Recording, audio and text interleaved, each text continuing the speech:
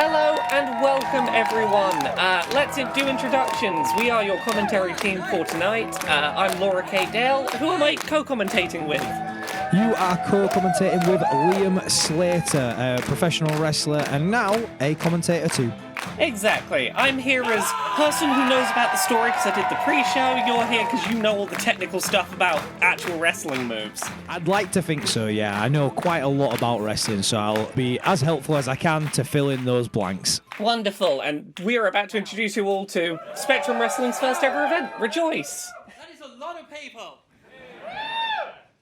In a relatively small space. But it's fine. We've got enough fire exits. Legally, we have enough fire exits. If anyone asks. Good evening. I am James Stephanie Sterling. Later this evening, you will call me Commander. But for now, welcome to Spectrum Wrestling!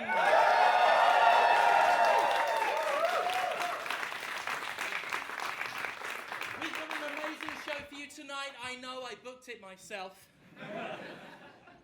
I'm not going to waste too much of your time. I'm going to get to that professional wrestling. I'm going to leave you in the good hands of Spectrum co-founder, your ring announcer for this evening, Phoenix!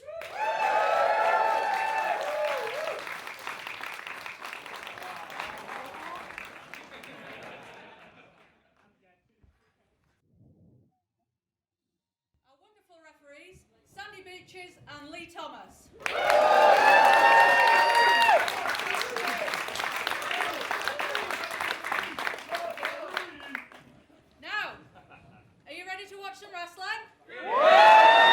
I mean, I'm certainly ready to watch some wrestling. Are you ready to I am watch always ready to some watch some wrestling. That's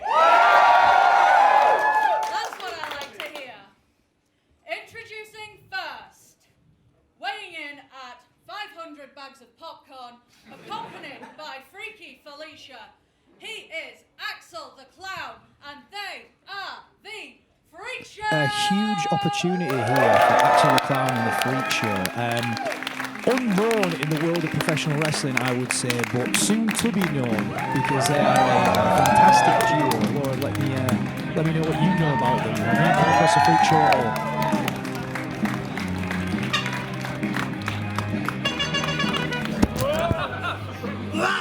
I mean, I think I know the only thing I need to know about the Freak Show, which is they're a pair of just killer fans. If that's not an easy pitch to wrestling viewers, I don't know what is.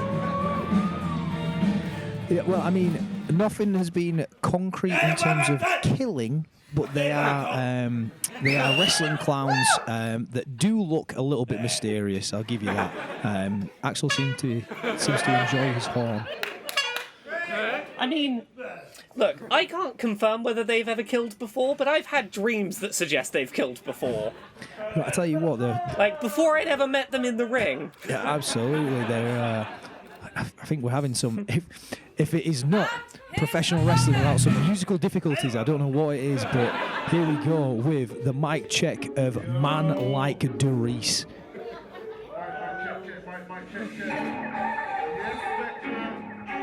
If you've not seen a Man Like Darice entrance, you are in for a treat.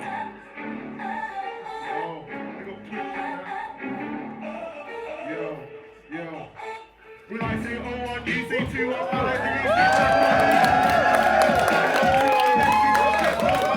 might see me in the ballroom, might see me get bling bling. So if I got beef with you, you don't want to see me up on the street. Now we walk on might see me broadcast live on the telly, repping on 121. You think you're sick, but fam, I'm sicker. Roll around Brumtown, ends with driller. People that shit about Brum are bitter. Yo, Sheffield. When I say 01, you say 21, 01. 21. When I say 01, you say 21, 01. 21. When I say 01, you say 21, 01. 21.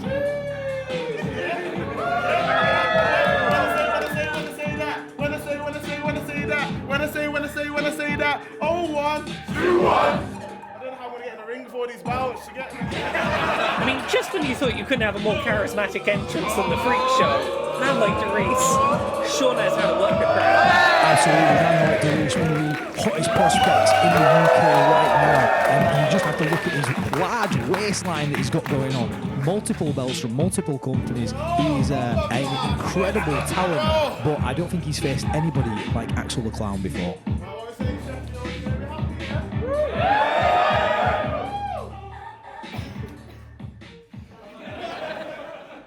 Hailing from the 0121, he is the Slam Masters Heavyweight Champion.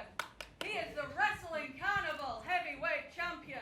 He is one half of the North Tag Team Champion. That's Leon Slater, not Leon. I mean, look, if we're looking at these competitors come into the ring right now, one of them certainly presenting themselves as the technical wrestler to beat. Yeah, for sure. Man like Darice is very well versed within the wrestling world. I've known man like Darice for years from his start-up point, and the work that he's doing at the moment is just incredible. But that is not to put anything past Axel the Klown, who really has yet to have the opportunities like man like Darice, and is fully deserving of them. And a bit of an X factor in this match as well is Freaky Felicia. What are you doing? Axel has something here. An unconventional start here. Axel the Klown looking to rap rather than wrestle, but I guess that is Spectrum Wrestling for you. That's the show that we've got booked.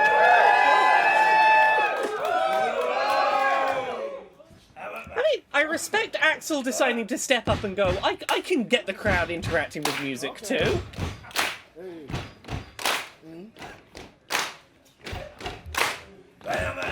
Certainly one not to be presented a challenge and not rise to it. I tell you what, is that Eminem in the ring, or is it Axel the Klown? Because that was some great rapping there. You should go to America. They would love you in America.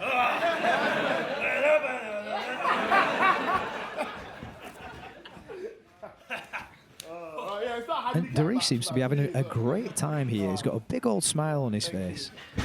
But he has mentioned there, and that's an important factor, it is not a handicap match. This is a singles match. This is one-on-one. And Freaky Felicia has a manager's license, so she's on the outside, but she is not part of this match.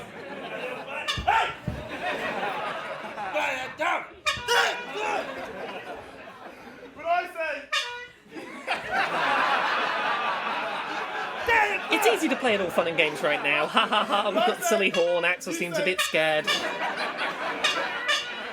Axel's got the build to stand toe-to-toe with a man like Darice and should not be taken lightly. 100%. Axel, is a deceivingly large man. Darice has got some great size to him, but Axel's just got that, stocky body where he's been eating that popcorn and it shows. He's got that way behind him, and that goes a long way within the world of wrestling, and we might see that come into play as we go, and that bell finally rings and we get underway here for our first match here at Spectrum Wrestling.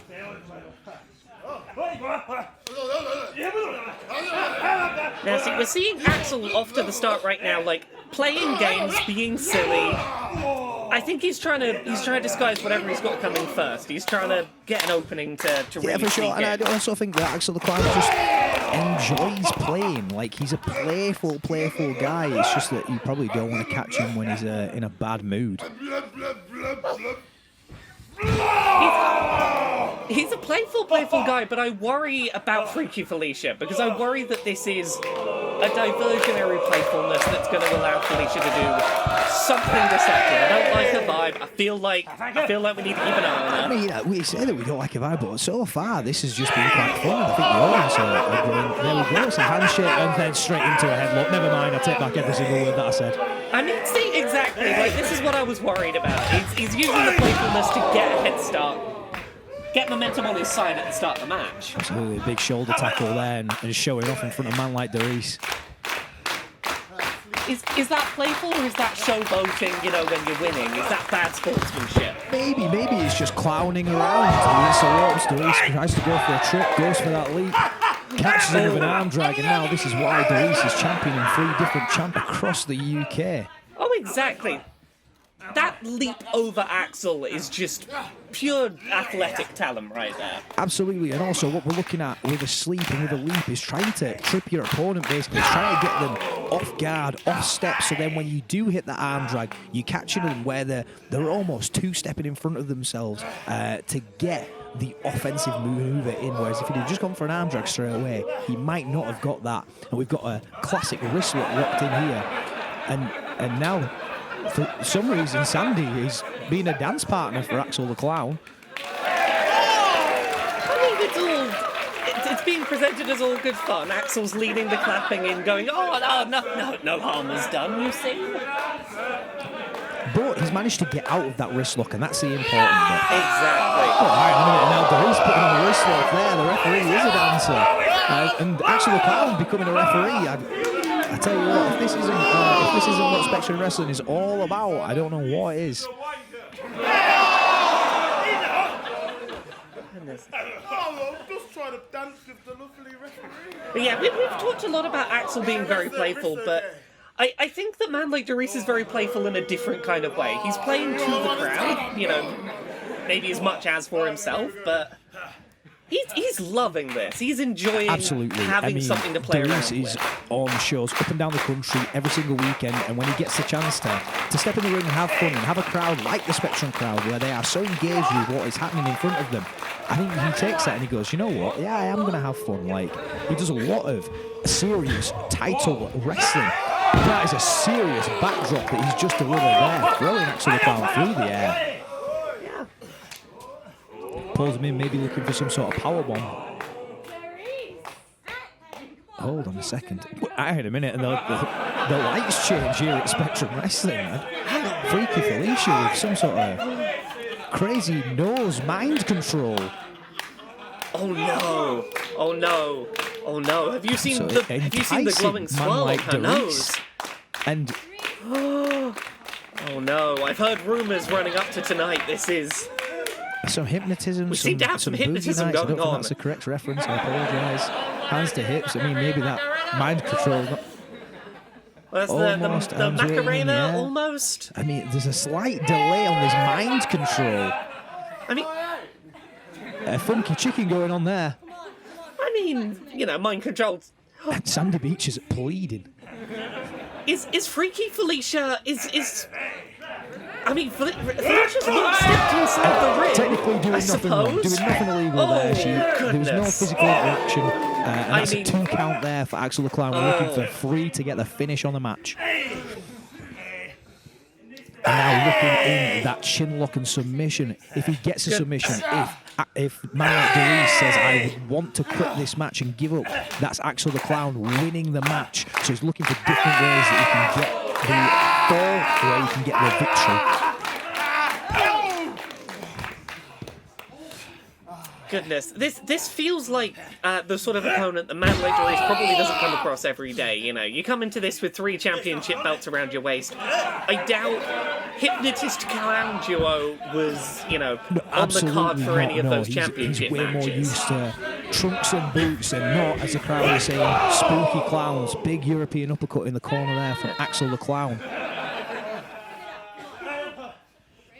And Sandy, the referee, is saying, bring it out of the corner. We want clean contests in the middle of the ring. If you are on the ropes for too long for a 5 count, the referee can disqualify you and can throw the match out, and that means that your opponent wins the match. Choking on the ropes as well. It can lead to a DQ. That's why Sandy's counting right now. And Axel the Clown has still 5 to break that hold. Come on, Darice. Darice.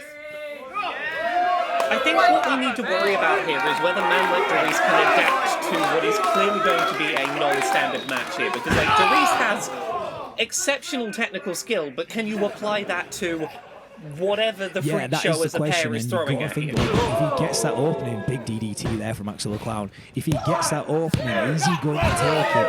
Because Darice is a great wrestler. He's got a lot of power behind him. He's got a lot of strength behind him. And he just needs a quick opening that he can take to then move forward into that.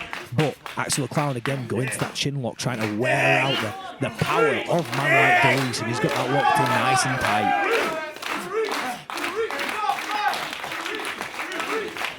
Darice feeling the crowd, feeling the audience. It's a huge part of what wrestling is. We want the audience to be behind us. We want the audience to engage with us, to make that noise so we can feed off of them. Man like Darice with a huge catch there. This is definitely somewhere that Darice is going to have an advantage.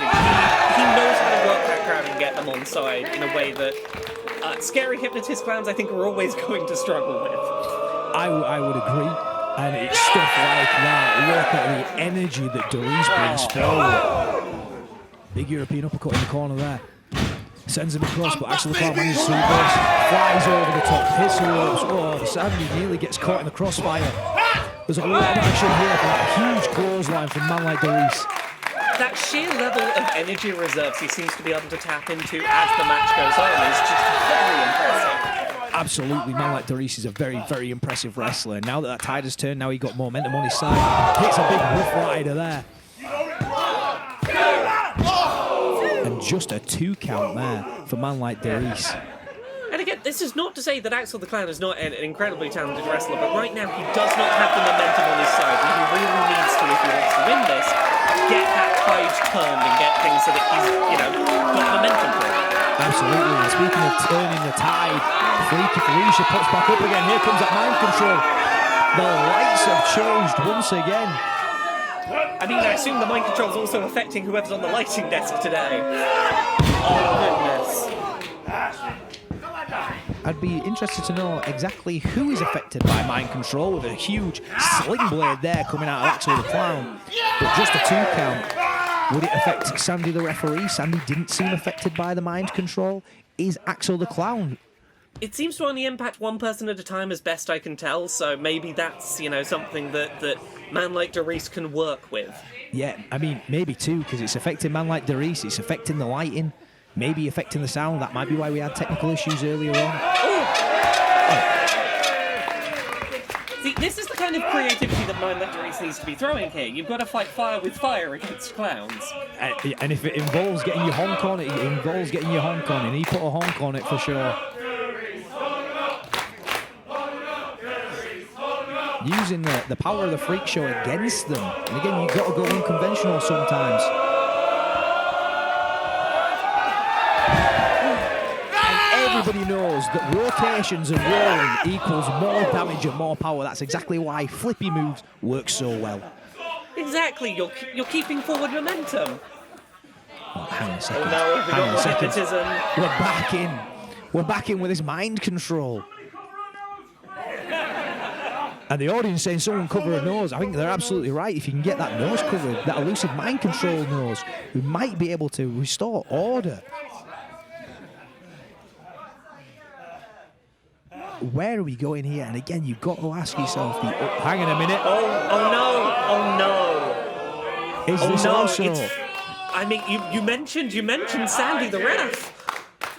And now Sandy in full control.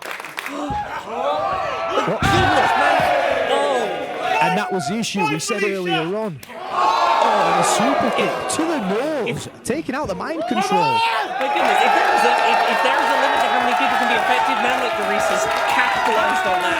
That is brilliant work. Saw the opportunity. He hit the stunner, he hit a super kick, and like I said earlier on, flippy moves always pay off.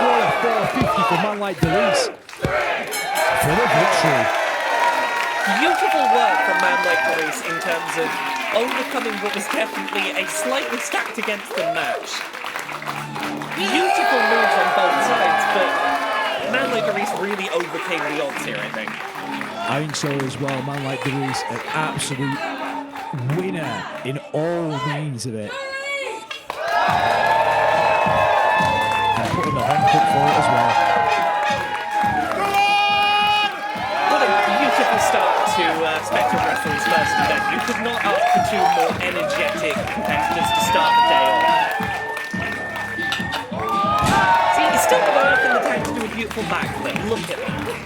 We all love some rotations in wrestling. Well, like you said, what a cracking start to Spectrum Wrestling. And more to come. More to come.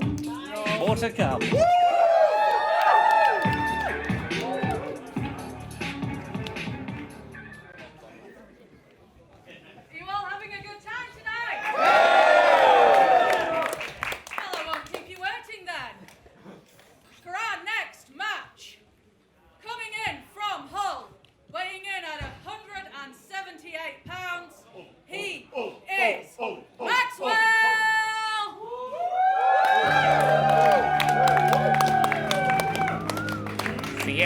Jack Maxwell we've got coming out first, who is a competitor to be a little bit afraid of. He is vicious, he is violent, he doesn't let you see that he's been emotionally affected by anything he does. He is just a stone-cold, violent fighter. 100%. I've known Jack Maxwell for a good number of years, and I've seen the transformation from just a young lad that enjoyed wrestling to what he is right now, which, like you said, is just stone cold emotionally, doesn't let people inside, and he's extremely vicious within the ring. The way I've heard him described, and I think this works well, is that he's a little bit Patrick Bateman in American Psycho. He's going to be violent as anything, but you wouldn't know he was doing anything more strenuous than just taking a little stroll down the street when you look at him. Yeah, 100%. I think he... I don't want to say that he relates to it, but I think he sees a lot of himself in terms of those sort of characters that are stoic and violent. I would describe him as stoic, violent and calculated. Banter. Bow ties a caller anyway. And introducing his opponent, hailing from Sheffield, current obsession, Tonga! And someone who is the opposite of stoic and emotionless is Tonga, your current obsession.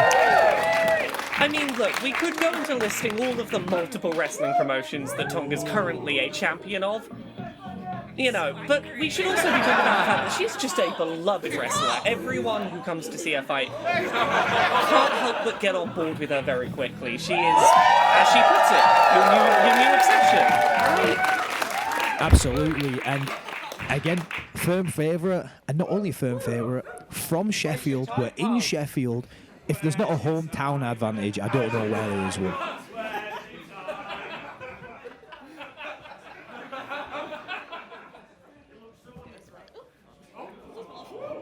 And look at the face of Jack Maxwell, clearly unimpressed with Tonga.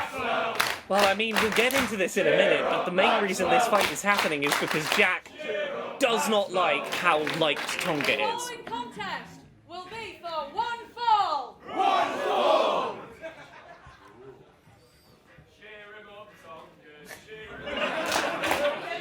Cheer him up, Tonga, cheer him up. That is a beautiful chant.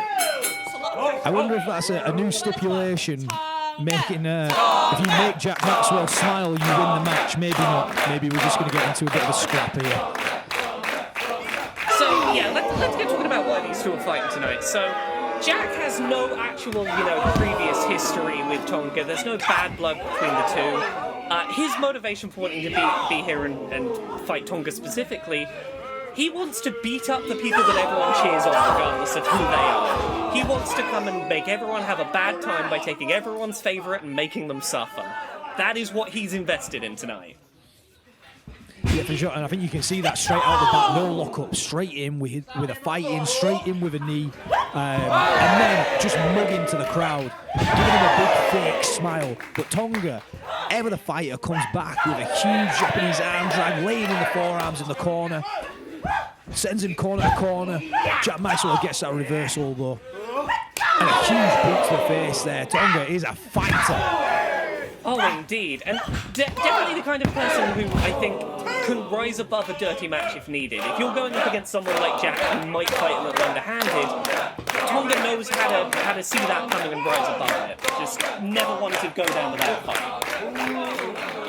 No, absolutely, and now we spill to the outside. Maybe not a smart move from Tonga. Jack Maxwell maybe looking for an opportunity, but misses that elbow there. But this is exactly what I'm saying, is he had something up his sleeve, but Tonga saw it coming and, worked around it. Looking for that cut there out the corner, and just met with a huge clothesline from Jack Maxwell. And now laying in those shots, those heavy, leather-cladded shots. If anyone's watching this and doesn't know anything about Tonga already, and you want a reason to root for her, just before this match happened, she tweeted out how much she wanted to have a main event wrestling match against now former Prime Minister Liz Truss. And I think anyone who challenges, you know, a right-wing prime minister to a wrestling match, I think a lot of people watching this can get on board with rooting for. Yeah, absolutely. But I think the thing that you've got to consider there is, like, when we take politics out of it, I don't think Jack Maxwell even knows who the Prime Minister is. I just think he very much enjoys hurting people and beating people up. And that gets spread around quite a lot of, like, oh, they like to hurt people. But Jack Maxwell does genuinely like to hurt people. Yeah, and very specifically, like, he does not like the Tongas has been achieving more in their career, has a better reputation, is more liked.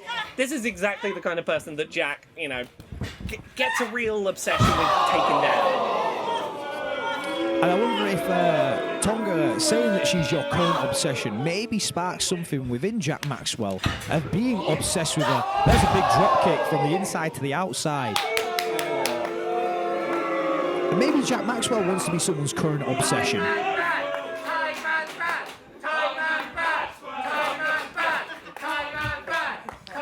But Jack Maxwell firmly in control here.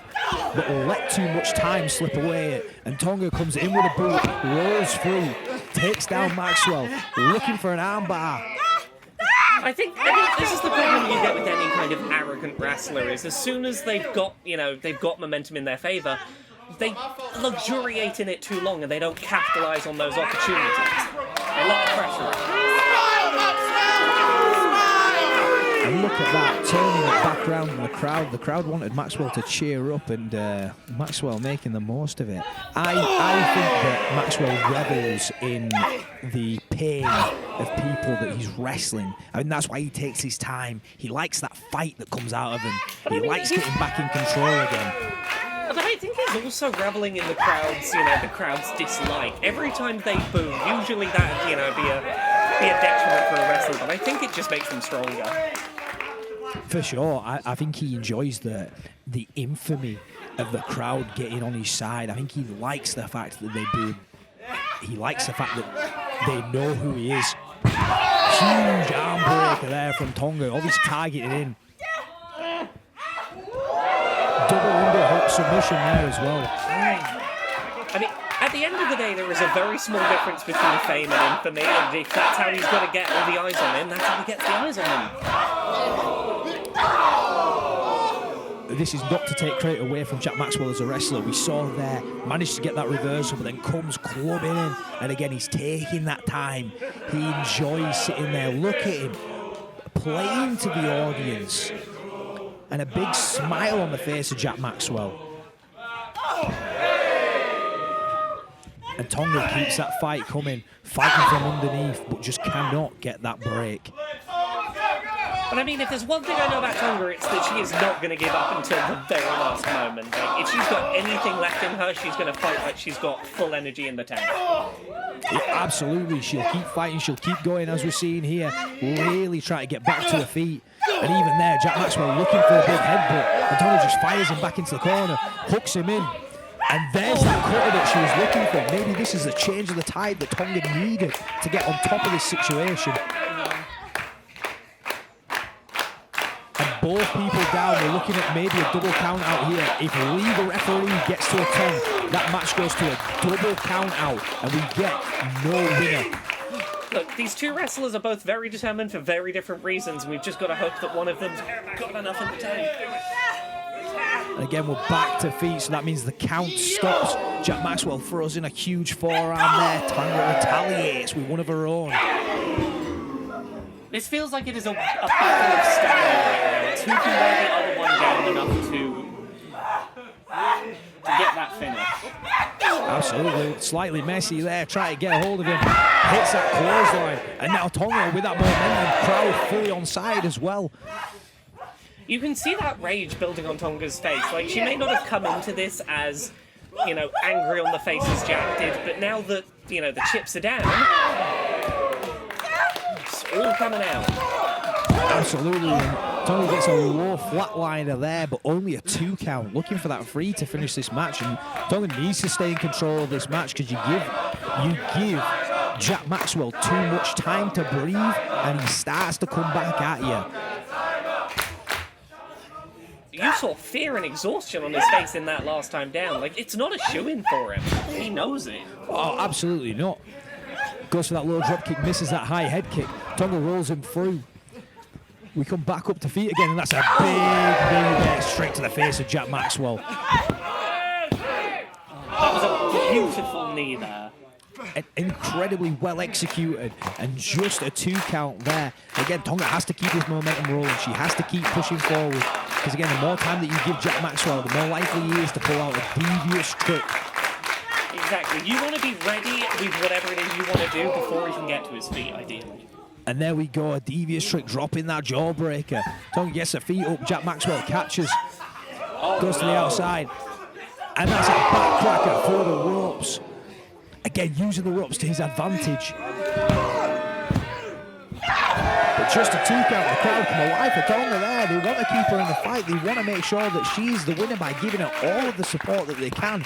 Can Jack Maxwell capitalise on this change of tide? And I mean, look, the crowd is definitely on Tonga's side, and I don't blame them. Having met her off stage previously, absolutely lovely, wonderful person, delightful person that it's easy to root for, but Jack's just... When you've come here just to give everyone a bad time, that is...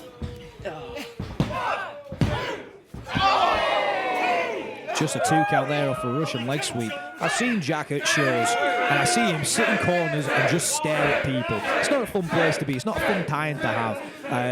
And again, that's just him getting in the mind that he needs to get into.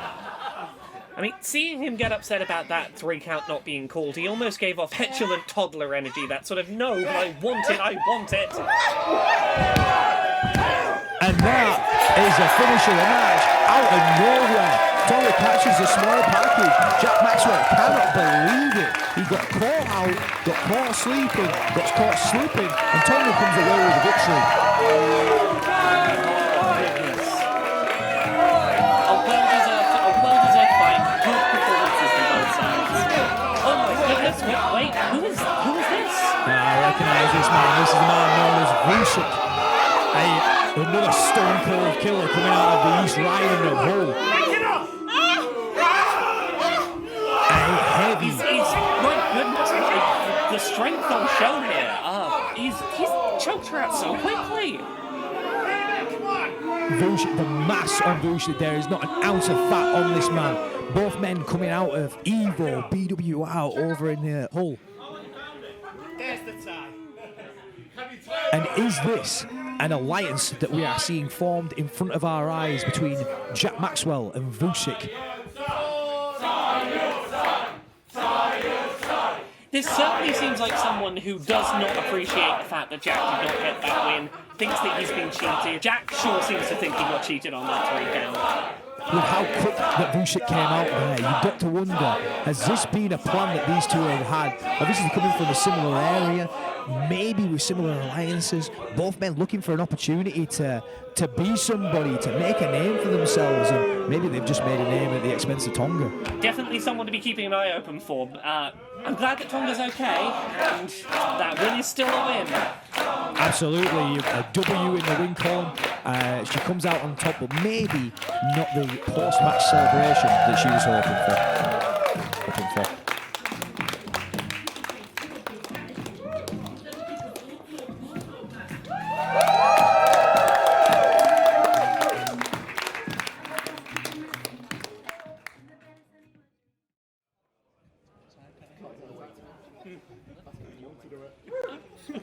Well, while security sort whatever that was out, I'd just like to make mention that tonight, as well as all you wonderful people here in person, we will also be broadcasting these matches on Twitch. So I would just like to say a huge thank you to our wonderful commentary team, Laura Kate Dale and Simon Miller. Do you want to say hello? Should we see them there? Yeah! He is the master of ups and downs, Simon Miller! So yes, acknowledged during the pre-show, if you've watched the pre-show for this, we are tonight's fancy edited commentary team, but there was also live commentary on the night, which involved Simon Miller. You're not going to see me walk out there because I was still manning a live stream desk at the time. Wrestling critic and wrestling wrestler Simon Miller there on the night. Had a lovely time. Yeah, I spoke to Simon a little bit. He looked like he was having a great time. Unfortunately, I'm taking over his duty. I might not be as charismatic as him. I hope I'm doing an alright job. But yeah, it was lovely to speak to Simon. Scheduling is a thing, but those of you watching the edit still get to see him today, so you've not missed out.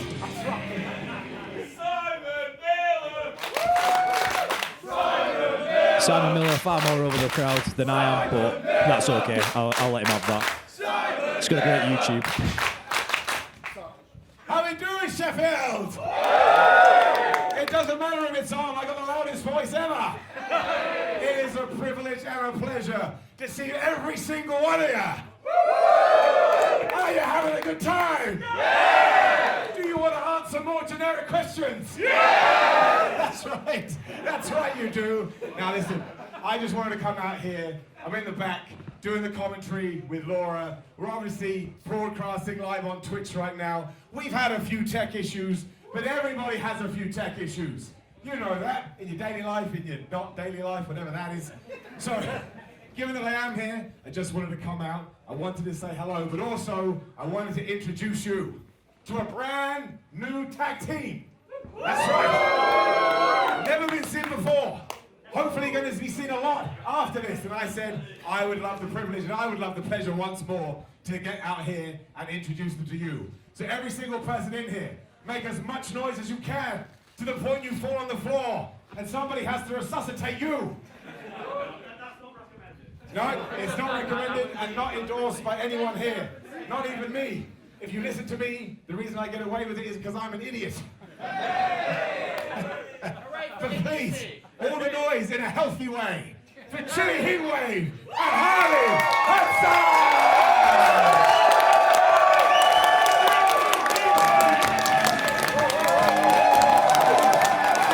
So, I want to give a little context for this tag team as they're coming out, because this, as Simon mentioned, this is a brand new tag team who have never competed together before.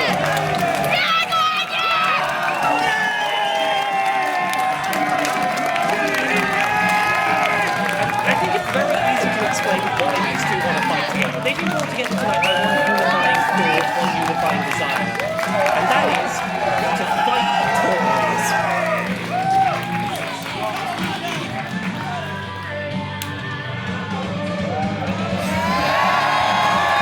These two have come together specifically for their tag team opponents who are about to leave, because they just want to kick some landlord ass, really, and that is what has brought them here One more time, tonight. my friends!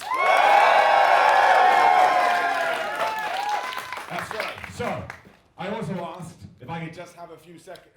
I think I broke the microphone with my voice. Happens a lot. I also did ask for a few seconds just to chat to you guys. Nice and simple. Again, here you are, making your debut for Spectrum Wrestling. And can't even give them a couple of seconds to answer a question. Here they are, the most liked team in Spectrum Wrestling, the land of Gentry. And by most liked, I mean most detested.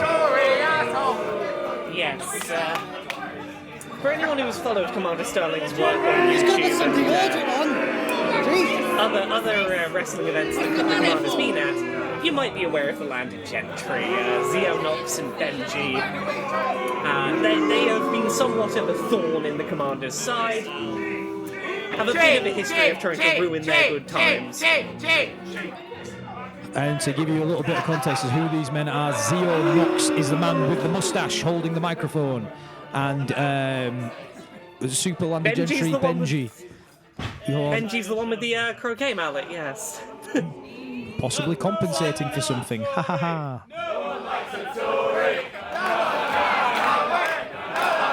And if you couldn't tell what side of the fence that the Spectrum audience sit within, I think this chant more than makes up for it. No one likes the Tory. No. Will I do this? Your mouth shut. I don't think that works, Benji. Yeah, I don't think you're going to get respect from this crowd. Don't you worry about it. Simon, the land of Gentry don't want you and your dull monotone voice announcing us at all. How about you save your voice for your shitty. Boring Tories! Boring Tories! Boring Tories! Boring Tories! Hey! Simon, how about you save your shitty little voice for your shitty little YouTube videos? You little... Oh, look at me, I'm Simon Miller. Yes, 10 wrestlers that are right-handed and left-footed. Oh, look at me, I'm Simon Miller. Yes, 10 wrestlers. Oh, who gives a shit? I think he does more interesting commentary and content than that, but alas. Why don't you? You know what? You identify as a wrestler, but you are not a wrestler. You will never. I feel like Spectrum specifically is a bad place to be going. You're a YouTuber, you're not a real wrestler. I would also agree.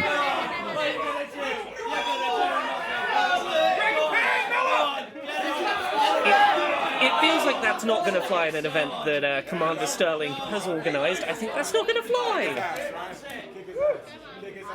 They're gonna kick your ass. How far away, you? Ladies and gentlemen, for those of you who are uneducated delinquents and wrestling Philistines, my name is Theo Knox. This is Benji. We are the landed Gentry. Put some respect on it! Put some respect on it!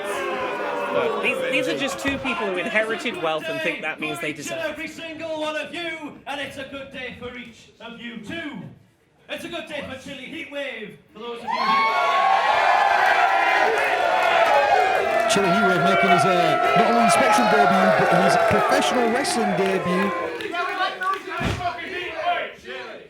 For those of you who don't know who Chilli Heatwave is, he's the ginger homeless one over there. It's a great day for Chilli, because this is his first match. And his first match with the greatest tag team of all time, the landed Gentry. It all goes downhill from here. It's okay, it's mandatory! Come on, boys. It's also a good day for Haley Hudson. Haley. Who the fuck's Haley? Well, it's a good day for whatever this is.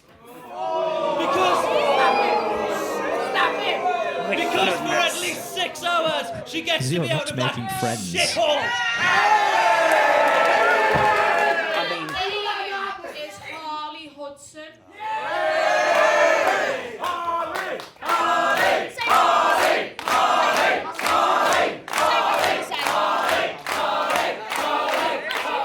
It's a good day for Harley Hudson. Because for at least 6 hours, she gets to be out of that shithole town she calls Liverpool. And it's a good day for each and every single one of you, because you get to rejoice that the landed Gentry are here in Spectrum Wrestling. Oh, they are not meant to be here either. We'll get into how they weaseled their way in. Take it back. Take it back. Landed Gentry making plenty of friends here at Spectrum Wrestling. You can go away. Hey!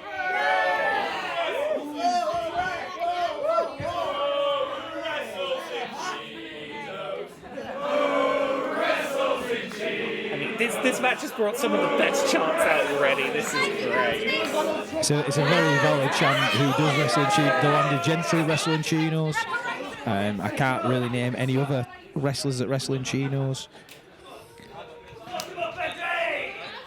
And this is our first tag team match that we're seeing here at Spectrum Wrestling.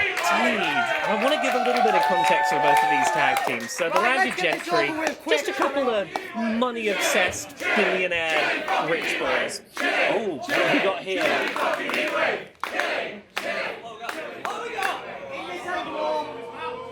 have £100. 100. That's a lot to say back, and that's a lot to do. Have a look at it, have a little smell. You don't need to Hey, don't touch it.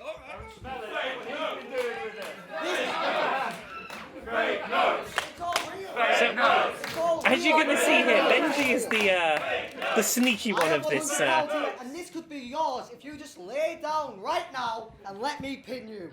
Classic dirty tactics coming out of Landa Gentry and Benji. Benji is the schemer of this double act. He is here to come in with the sneaky little tactics to try and weasel a winner. You said you didn't want to see Tories wrestle, but you don't have to. £100. Taxes, come on! I need to pay mine! And in fairness, he does make a valid point. They don't want to see him wrestle. 100 extra quid at a wrestling event is nothing to sneeze at. Chilli Heatwave might be taking the pinfall here. Pay for some more Doritos with this 100 quid. Has your sneaky plan gone? Oh, maybe not.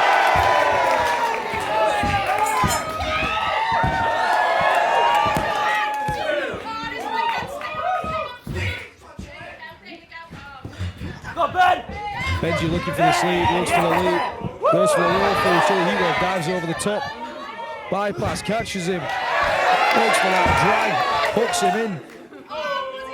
Seatbelt pin. Just a 2, and you got to think if he'd have hooked that leg, he might have had the 3 then. Oh. So you said that this is Chilli Heatwave's first professional wrestling match? Yes, so Chilli Heatwave holds a close place in my heart. Chilli Heatwave is someone that trains with myself. He's been day one with me, so to see him come through and literally have this first day in a ring to now be a professional wrestler is a really cool thing for me to see. And there he goes, and he still gets £100. That's what we love to see.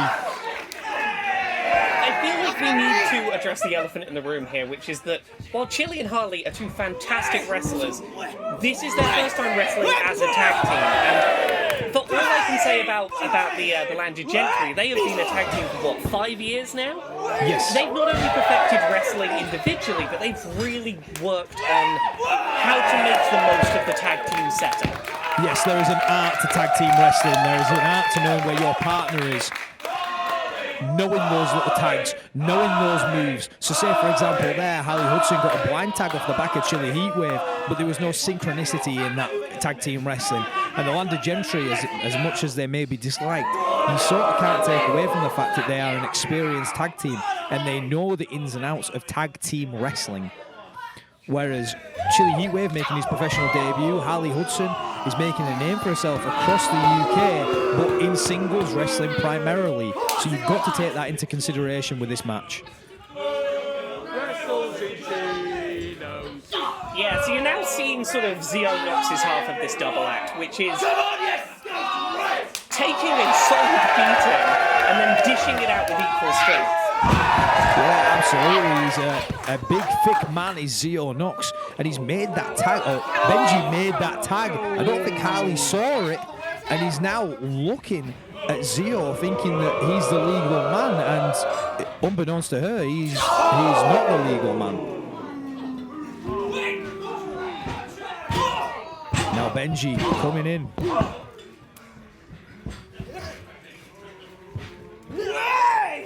This is what I mean about them having that tag team experience. They know where to be to get those tags in. They know how to be deceptive so that they're not looking at the right person. They know how to sneak their way out of a fair fight.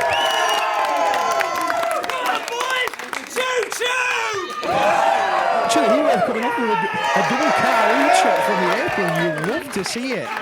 And Chilli Heatwave in control now, but pulled back down again.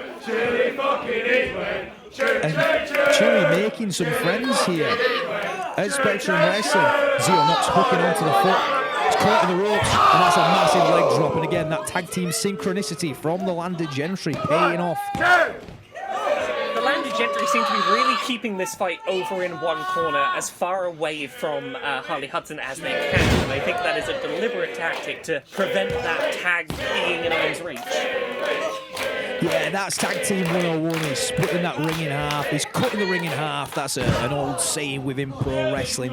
And again, it pays off because that's how you win tag wrestling. You want to wear down your person in the ring. if you can get yourself between, you know, your opponent and who they're trying to tag, if you're in the way, that's gonna slow them down. Absolutely, and the aim of the game is to wear the person down to a point where you can beat them, you can get that freak out, you can get that submission. And if it involves separating that ring and keeping Harley Hudson on the outside, then that's just what they're going to do. And I don't think they'll have favoured either person. I think it was just where the opportunity presented itself. And that's a bit of a dirty tactic there from Zio Knox, just dropping an elbow to Harley Hudson, who is the illegal person on the outside. And this is what they're doing. They're going the reaction out of Harley Hudson here in order to distract the refs so that they can get these dirty moves in. They know how to play a ring to get their dirty opportunities. Yeah, absolutely. And again, you've got to think like Harley and Chilli are not a team. They are two singles wrestlers. So Harley's probably going to get over her head, get a little bit frustrated, maybe spend too much time in the ring. Zio catches it. What a backbreaker there from Zio Knox. But needs to cut that ring in half, needs to stop him. And again, this is the thing, is I think once, like, their opponents can get some momentum, I think that Chilli and Harley, like, have a real shot here. They just need to get that momentum on their side. Chilli needs to make a tag to Harley at some point. But again, Harley coming into the ring, maybe when she isn't needed, maybe when she's illegal, is not going to be a comfortable position. Or it's not going to be a good way of getting her involved into the match. There we go, Landon Gentry maybe not making the most of their tag team maneuvers. And that opens out the door for Chilli Heatwave to make the tag for Harley Hudson, who's now coming in at House of Fire, laying into Zio Knox. Benji turns around and pushes him over. Firing on Benji in the opposite corner. The sheer amount of disrespect that has been shown, I think, is just pent up into this unchallenged level of power we're seeing right now. Absolutely, two hip attacks in the corner there, pulls Benji out. You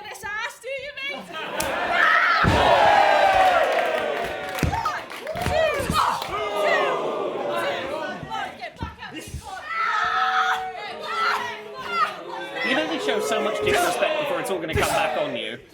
A double jawbreaker and a stunner there from Harley Hudson. And splashes Zio. Hold on a second, we see him pattern Harley Hudson offense here.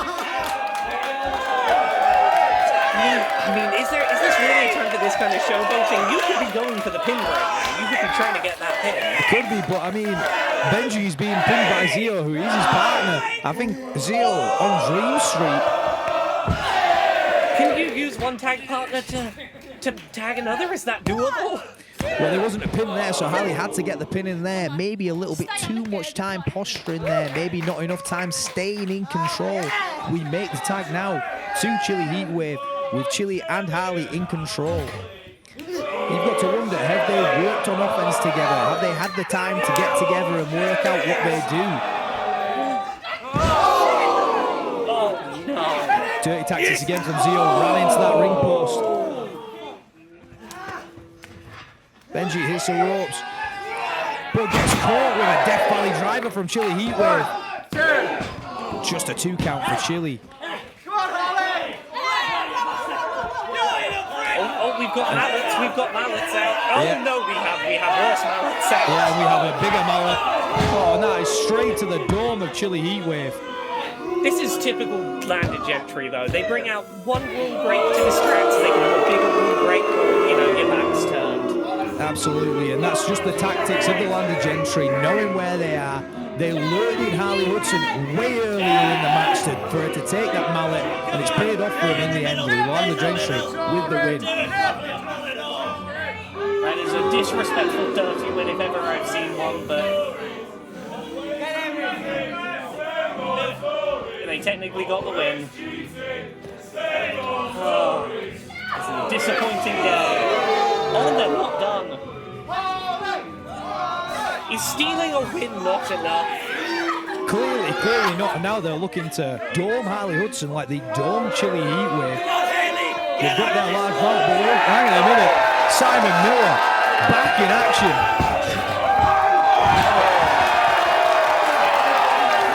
What a give applause on there for Simon. Sends your nuts flying. It's one thing to steal a win, but to then go and try and inflict more violence after a stolen win, I guess that's more than Simon's willing to sit by and watch. Absolutely. And again, Simon was here to be a commentator, not here to be a wrestler, but people start taking liberties and Simon Miller comes to sort that out. He's that sort of dude. And to respect these two, because, you know, they may not have technically walked away with the win today, but they wrestled fantastically, and I think for a first day tag team to hold their own against a 5-year duo, that is impressive work, and I really want to see them, you know, wrestle alongside each other again. I would love to see these two continue as a tag team for sure. I think there's something in the chemistry that was incredible to see, and hopefully we don't see Landed Gentry again, ever. Oh, exactly.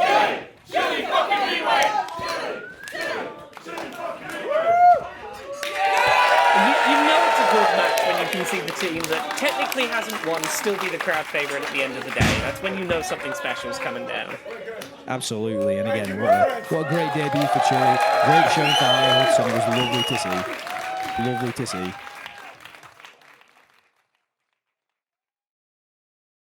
you ready for a team party deathmatch? Introducing, he is the biggest 5'8" lad you will ever see. You can't give me a note before I did this. Now,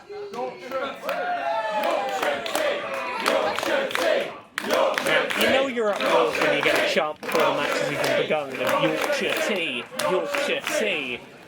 We are very, very proud of our tea here at Yorkshire. As well you should be. Absolutely.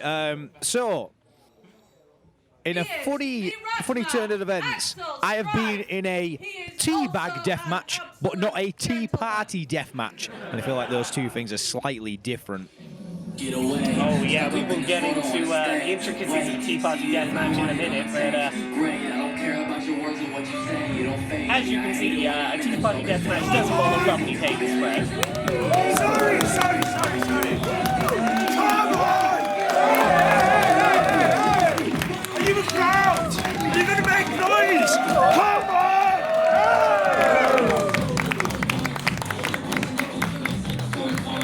How are we? Here I am. What, you can do a trick with me out as well? Hey! I'm a gentleman.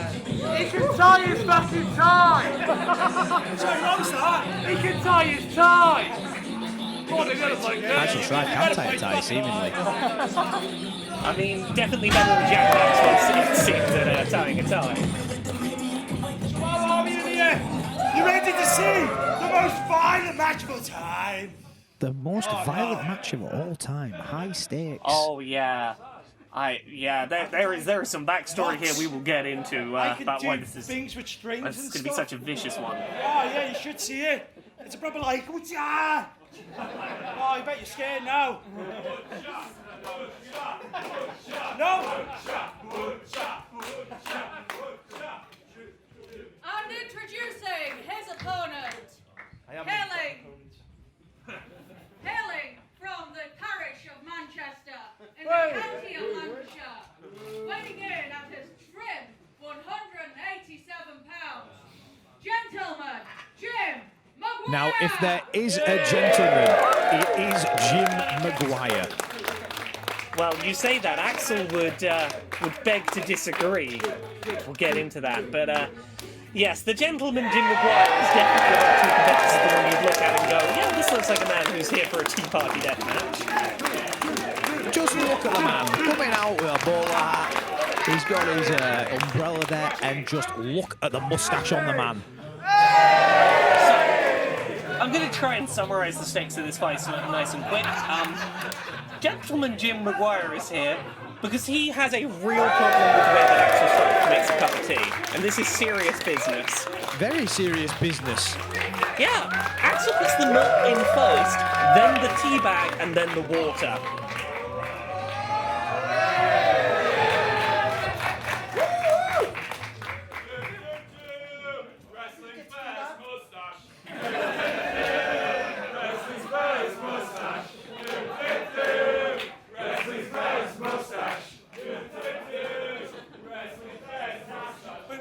he's no gentleman. Look at that, I tell you.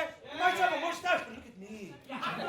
I've got like a tie and it's knotted well. And I wouldn't say knotted well. His top button's undone, but I don't know. Maybe I'm biased towards Jim Maguire What do here. you call that? Tied. He's not done the worst job of tying a tie tonight out of competitors, so that's something to be said. it's just disgusting. No, In a list of competitors who can tie ties, he's currently at the top, but it's not really something that is well renowned within wrestling. I've got a fat head, all right. Right, you ready? You're going to cheer this. Let's go. You said this was a good crowd. I mean, they are for Jim. They are a good crowd. Watch. Incredible scenes for Jim Maguire here. Last time he did that, he had lights. You shut up. Oh, hold on a second. Very still on the table. He's seemingly already taken a knock. Look, sometimes you work with the gear you've got. We'll get it reinforced. This is... It'll be strong as anything in a minute. a death match. It is indeed. Right. Are you ready to die? That's where I have a bit of an issue. A bit of an issue. Go ahead. I've got work tomorrow, so I can't exactly Bring in. die, you know what I mean? Like, so I just thought quickly, sorry, if we could just sign some terms and conditions when you say, I don't die. Do you know what? That's fair. I agree. I always feel like the... No, these are new terms. I I don't wouldn't want to die either. That's a death match. This is like an alive match.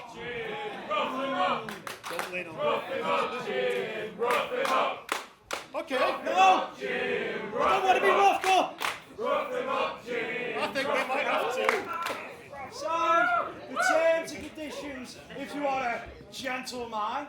But before that, I want to see something of you. Before we start all this fighting nonsense. Fighting nonsense. You're meant to be what? This Morrissey dancer? What is it? What's this one? I mean, it's well famous. Okay, listen. I don't know what kind of an idiot I'm working with today, but a Morrissey dance is the one with the gladiole. What I do is an old traditional dance called... Hold on a second, where did they just come from? Unbelievable! My goodness. So, yeah, let's talk about why Axel Strife's come to this fight. He wants to prove that Gentleman Jim Maguire is not as much of a gentleman as he claims to be. He wants to beat the gentleman out of him, and he's not doing a good job of that so far. He's laid down one gentlemanly challenge, and Gentleman Jim's risen to it. Absolutely, of course he's risen to the challenge of a Morris dance. Unbelievable. Oh. And that was not gentlemanly from Axel Strife. It was all like... And I went... Ah! What do you mean that was sick? Look at him. He's all dead. Oh, sorry, he was having a long blow. You know it's a death match, right? Hold on a second. Axel Strife was saying that he didn't want to die. Hey! No, that doesn't mean he doesn't want his opponent to die. I feel like that's slightly underhanded. If anything, I would like more Morris dancing. Oh, is this how to Look, I saw a little promo that Axel put together before this match. He doesn't believe that Gentleman Jim is as gentlemanly as he claims. He says that he doesn't think Jim pays the bus driver, but, you know, says thank you to the bus driver when he goes. He doesn't think he tips wait staff. I can tell you that is all false. Gentleman Jim Maguire is the gentlemanest of gentlemen. Look, Axel's convinced if he beats Gentleman Jim down enough, he will get him to drop the facade. I mean, it's not a facade, it's a live Gentleman Jim Maguire operates. Oh, I swing back at him to the face. You don't disrespect the You absolutely mustache. don't disrespect the mustache.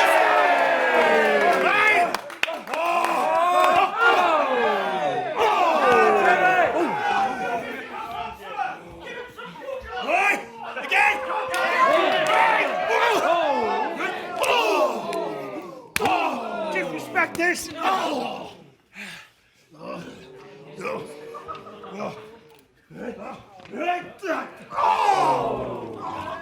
Huge back suplex there to the apron from Axel Strife, taking full control of Jim Maguire here. Hey, look at this. It's the mustache. Your mustache. You shut up, you.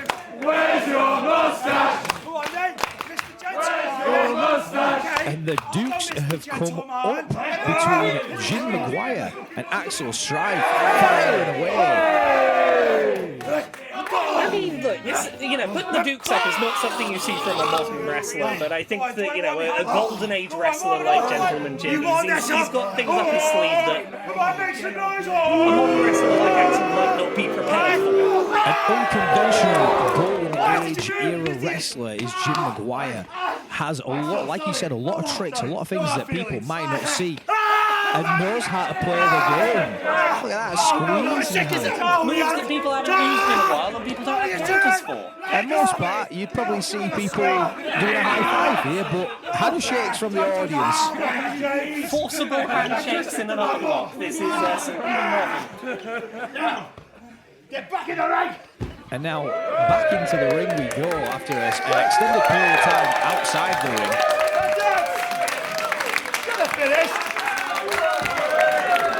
So I do want to give a bit of context to Axel Strife's opposite side of the gentleman equation. He's a little less afternoon fancy sit-down tea. He's a little bit more Greg's pasty. Very specifically, I've seen Axel Strife wrestle head to toe in Greg's branded wrestling gear. That's more his kind of vibe. Nothing wrong with a good. Nothing wrong with a good bit of Greg's, but nothing right with a low blow there. I'm not saying there's anything wrong with a bit of Greg's. I love a bit of Greg's, but it is two very different sides of the pastry spectrum these gentlemen come from. Absolutely unconventional. You could say both of these men are. I've got a moustache. I've got a moustache. I've got a shadow. I mean, technically, he doesn't have a moustache. I mean, he sort of has a beard, but not a moustache. Jim Maguire has a moustache. He's got a beard that connects to his upper lip. That is not the same as having a moustache. No, we're going to die in this match. I mean, he did say, did they sign? I don't think that they signed that terms and conditions. Oh, the weight with which that hit. A heavy double sledge to the heart of Jim Maguire there from Axel Strife. He called him Jimmy there. What's it? Oh, is this a big stack of... Oh, that's a baguette! That's a baguette? Oh, no. He's unsheathing his baguette at his opponent. This is not gentlemanly conduct. That's not a healthy baguette. Maybe that's more of a healthy... That's not a healthy baguette. It's a slightly limp baguette. I mean... Oh, my question is, do a baguette's a tea party implement? Oh, look at that. I mean, look, if you serve one at a tea party, it becomes a tea party implement. I guess you're right. The projectiles are being thrown now. We're getting into some of the tea party weaponry. Food fights galore here. And I suppose, yes, at a tea party you'd have a food fight.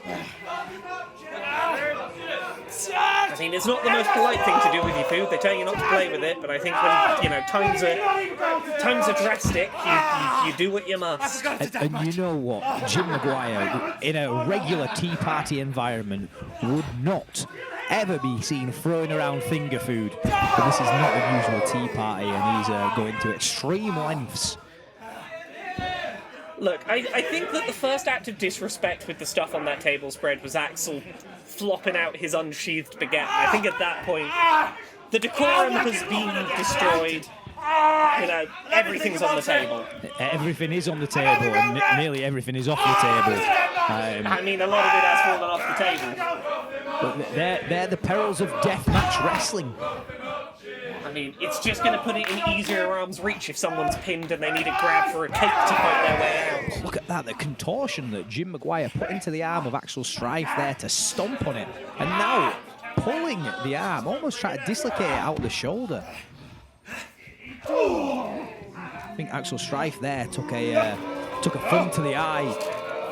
Axel Strife scoops him up, body slam. Slammed into the cakes. Absolutely, that is going to be sticky. It's going to be distracting. It is going to be a real detriment. Now he's got whipped cream all over the ring canvas. Axel is certainly not taking this seriously, and I think Gentleman Jim's going to punish him for not respecting the tea party environment. Again, would you have whipped cream at a tea party? Well, I mean, I I've certainly seen scones served with a bit of whipped cream. You know, it's an option. Hold on a minute. What's Jim just pulled out of his boot? That's a razor. The man's got a razor. Oh, he's got a straight razor. I mean, this is a death match. Kill them. Try to kill. Oh. I mean, Oh, hang on a minute. No, he's not trying to kill him. He's trying to shave him. He's shaving him now. We've seen a man being shaved in ring here at Spectrum Wrestling. And spruced up indeed. chop to the throat. That was a knife edge chop after a knife edge straight razor.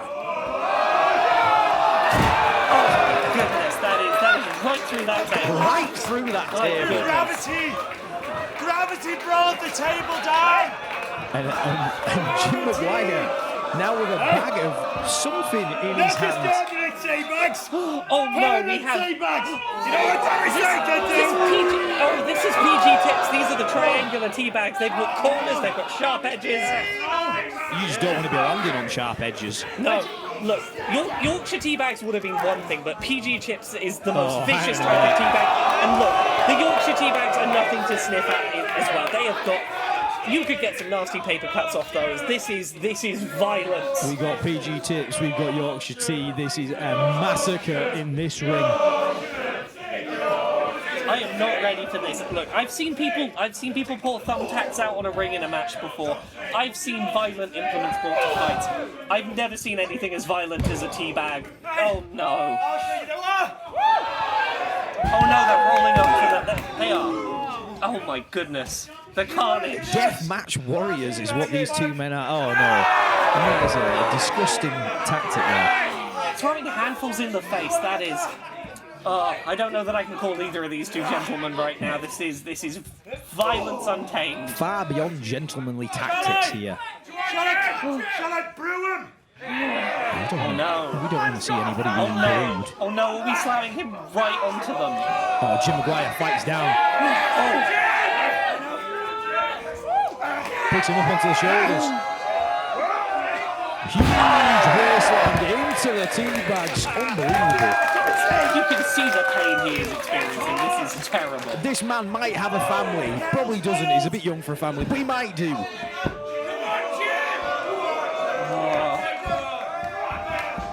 Look, with violence like this, his wrestling career might be over today. I don't know if he survives this. I would be surprised. Jim Maguire up on the second rope. And a huge splash into the tea bags. And that's a 3 and sat right on him. I mean, I am not surprised that is a 3-pin. That is...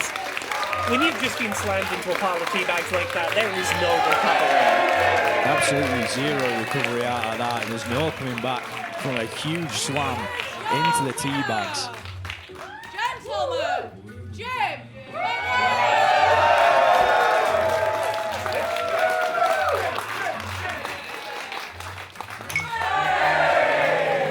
And if nothing else, we can guarantee that cup of tea was made the right way. And a bit for Axel Strife there as well. Maybe you'll actually get acquainted to proper tea. And he's sat on him. Is he teabagging over tea bags? Oh no. Very, very meta. This is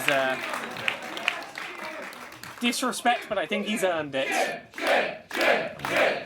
And the Spectrum faithful, loving Jim Maguire. Don't forget your tie. I do have one more fact about this match.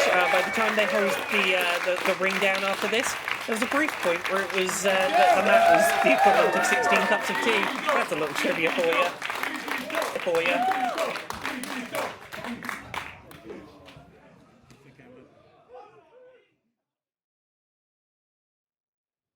Weighing in at 225 pounds, he is the comedian, Nathan Black!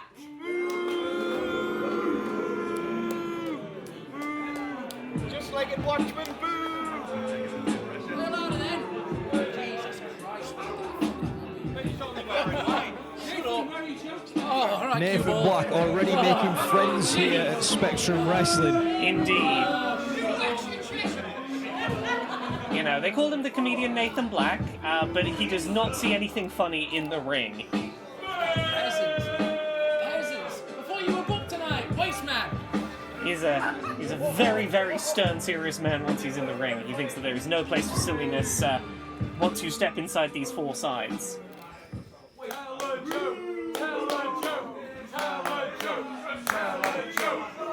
The crowd asking for a joke. Shut up, you woke wanker. Never mind. Rightio, here we are. Look at the state of you peasants, each and every last one of you. Oh, look at my goodness. We got ugly ones, we got bald ones, we got ginger ones. Goodness, get out of the ring. We finish with you. Get out of the ring, half pints. Get out. And we get out. That is some disrespect for our You know, announcer I've been Phoenix waiting tonight. for a bunch of absolute reprobates to deliver a very special. So tell you what, Dog Boy can just hold on for 5 minutes, because I've got a grand old speech. So just do me a favour, shut up and listen real hard.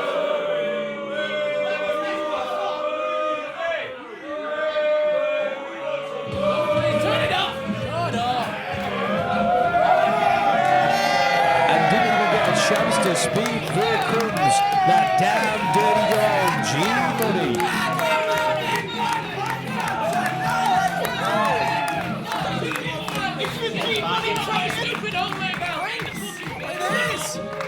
Spectrum, how are we doing tonight? Hello, the internet. Are you well? We'll get that in 5 minutes.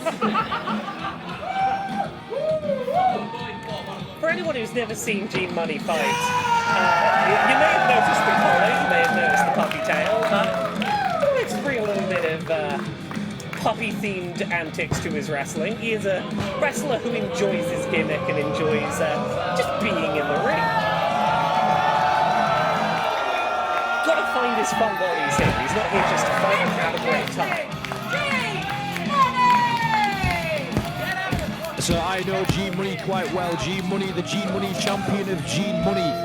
Yes, this is the belt he's got with him, I believe. Yes, he is the longest reigning and only champion of G-Money. Yes. I believe he won that belt in a tournament in Rio de Janeiro, or at least that's what he tells people. Or maybe South Korea, one of the two. But needless to say, he's the only champion, he's the main champion, he's the longest reigning champion. And I don't think he'll ever lose that belt. Oh, that wasn't called for from Nathan Black. The fact that he may or may not have made that belt himself should definitely not factor into any of that. He absolutely did not buy that belt for £150 from a belt maker out in Asia, but I digress. What? Oh, lovely. If you've never seen that belt up close, it does have a wonderful little picture of a dog giving a thumbs up. It's quite adorable. And that's just a motto that you need in life. That's just something you need. Is that little dog with a thumbs up? G-Money is an unconventional wrestler, but I feel like he will settle right at home within Spectrum Wrestling.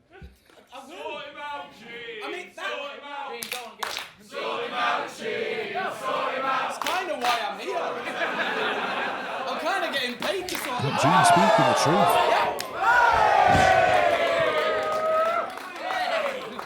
Easy now. Hey, who's talking about? All right, cue ball, calm down, mate. Hey, no, carry on the lights. You know, come on, talking to him. Come on. Again? Do you dog shit? Do you dog shit? Give me all that. Tell them, show them, man. Tell them, show them. Nah, they want me to Come on, slap they want you. to show. Come on. They want me to slap you. All right, let's stay until you finish. Let's stay until you finish. Come on. At the end of the day, Nathan's problem with Gene boils down to that he thinks that Gene doesn't take professional wrestling seriously enough. As far as Nathan's concerned, you keep comedy in the comedy club. The ring should be a deathly serious place, and he doesn't like that Gene, enjoys being in the ring. Yeah, absolutely. Nathan Black, the comedian, has been a comedian, has done stand-up, has done lots of presenting professionally in the past, and understands what it means to make a crowd tick. Stop embarrassing me! Money there loves having a little laugh and a little reference, stomping on the foot of Nathan Black there, and dropping him right on his face, and following up with a boot.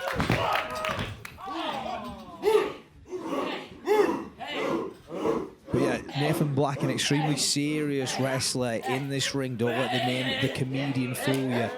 And the damn dirty dog, G Money, is indeed a damn dirty dog. Take that for what you want.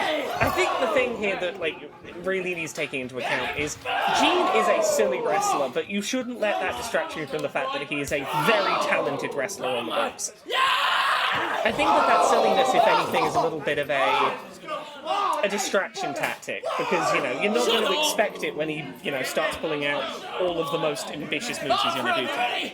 G Money is a great wrestler. Again, don't let his antics fool you. He's a fantastic wrestler, and here Nathan Black is sort of making a bit of a joke at the expense of G Money. I thought he wanted to be a serious wrestler, but here we are. Yeah, G Money has got some big size to him. We've got two heavyweights in the ring here. Your favourite bloody spine, Nathan. What's up, Gene? Come on. Nathan is here with a vendetta. He's got something he wants to achieve. He wants to, I believe in his promo before the match he said he wanted to have Gene led around by a leash by the end of this, but he's arrogant, and I think he's going to underestimate Gene. I don't think he's taking him as the threat that he is. And that, again, like we said earlier, I think a lot of people are lured in by the fact that G Money presents himself in a certain way and has fun in the ring, and people see that as a weakness. And actually, it's quite a big positive for G Money, because he gets a crowd on side, and like we said earlier on, having the crowd on side can be half the battle sometimes. Can have that motivation behind it, can have that determination behind it. And there we go, G Money fighting from underneath. Caught with a boot. And Nathan Black really targeting that shoulder and arm. Come on, dog boy. Come on, let's show him what it. Keep clapping. Come on, clap for the dog. And now Nathan hooking in Gene Money, looking for a big suplex perhaps. Gene Money puts on the brakes and stops him right then and there. Looks for that suplex again, but Gene Money puts the brakes on. Nathan just cannot get Gene Money up into the air. Gene Money spins out, fights with a couple of shots. Forearms and uppercuts. Everyone together.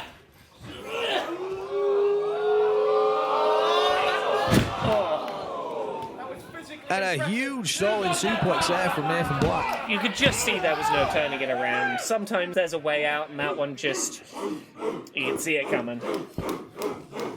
Absolutely, but the crowd, again, not lost faith with Gene Money here. That damn dirty dog has the Spectrum audience on his side. But choking him, and again, the referee's discretion here has got up to 5, and he can disqualify Nathan Black for an illegal choke. Oh, just spitting at the audience. What a dirty, dirty man. And a huge suplex there from Nathan Black. Right now, Nathan Black certainly has the momentum on his side. Go for the insult. Gene Money's being beaten around this ring so much, he's lost one of his crosses of nipple covering tape. Yeah, and you've got to protect those nipples. I mean, yeah, chafing's a real issue in the ring, but yeah, he's really not had any chance to have his big push yet. No, this has been pretty much Nathan Black from the get-go. I think Gene Money was expecting a little bit more of a... Very good, because he's a dirty dog, you see, Nathan Black with the jokes, because he is a comedian. Funny, we talked earlier on about Nathan being a serious wrestler, but I think when he's in control, he lets that personality slip out, as much as an awful personality it might be. He lets it slip out. He's a very different kind of wrestler to someone, say, like Jack Maxwell we saw earlier, who was a very stoic, serious wrestler. This is almost an arrogant seriousness. Absolutely, and that arrogance maybe has not paid off for him, where G Money creates that separation and hits him with a Claymore or less kick. That might have been the turnaround that Gene needed. He's He's first on his feet, he's getting the crowd chanting, he's doing what he needs to get that energy so he can really take advantage of this change. Two huge splashes in the corner. Nathan Black spins it around, but G Munny jumps straight to the outside. Huge slingshot spear into the ring, and G Munny is absolutely rolling.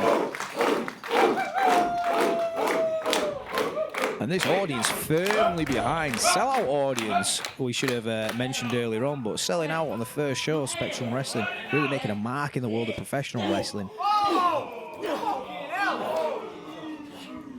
Nathan Black just fighting out. Throws a lazy kick, but he gets caught.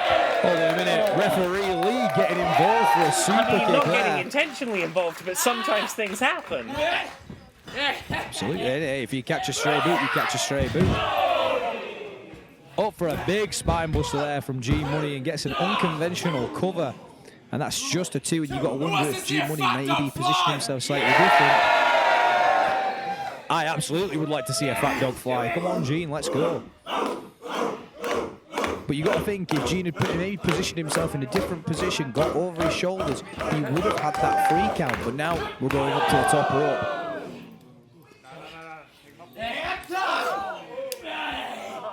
Look, Gene maybe could have kept the pressure on a little tighter there, but I think that for him, working the crowd and making the crowd have a good time is a big part of why he's here, and I think that it was important for him to have that moment with the crowd, even if he could have kept the pressure on the tighter.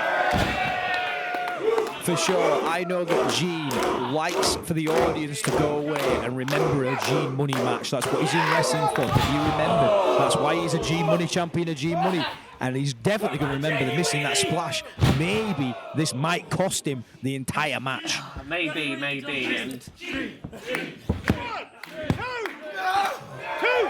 I will always respect a wrestler who thinks about the audience having a good time while he's there, but sometimes that isn't what wins matches, and I think that that is the kind of opportunity that Nathan's going to punish. 100% absolutely, and he took complete advantage of it there. And hooks him in. G Munny fighting out of that, looking for a flatliner that I believe Nathan Black likes to call people bin men, and I believe that's called the bin liner. He's hooking him in, but G Munny rolls straight through out of it. And misses that splash into the corner. And picked up and dumped on his front. Is this the end of the match for Nathan Black? Not quite, we're still going. Just a 2. Gene Munny with some life in him there. This is a big heavyweight contest that we're seeing right here. What the hell is your problem? Shoulder was up. Why are you Shoulder was up. No idea what you're talking about.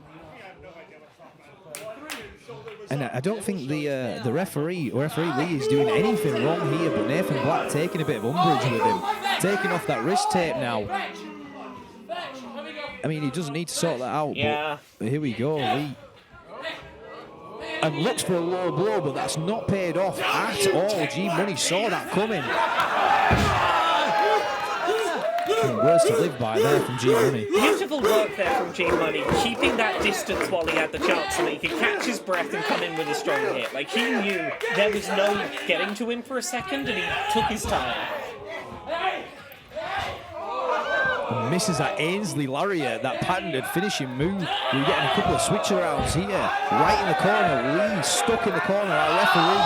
And that is a unfortunate low blow that Lee didn't see. Hooks him in for that bin liner finish. That is dirty. That is a dirty win, but a win all the same. And if I'm going to be honest, that finish, it was a bit of a joke. Took advantage, got the low blow, hit him with a bin liner, now pushing referee Lee around. Uncalled for by the comedian Nathan Black. You're wearing a fucking Maxwell, you dickhead.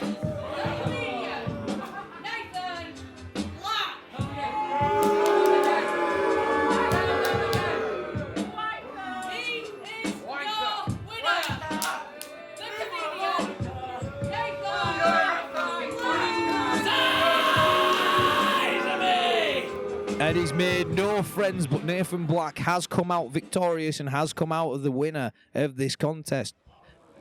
Well, let's sweeten things up, shall shall we? Introducing your first competitor. She is the current PCW champion.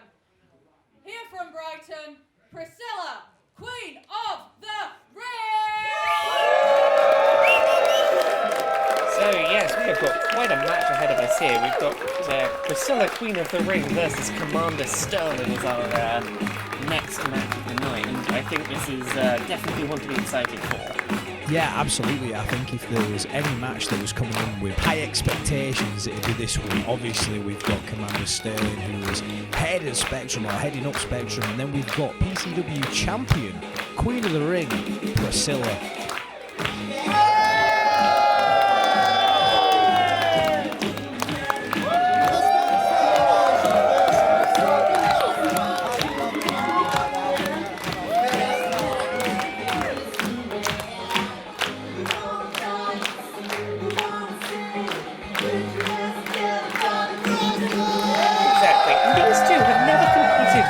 Against each other, at least not one-on-one. They've not got any animosity together, but they've both been looking forward to this match for different reasons. They're both here to just have a shared fabulous time, which I think is a perfectly valid reason to fight.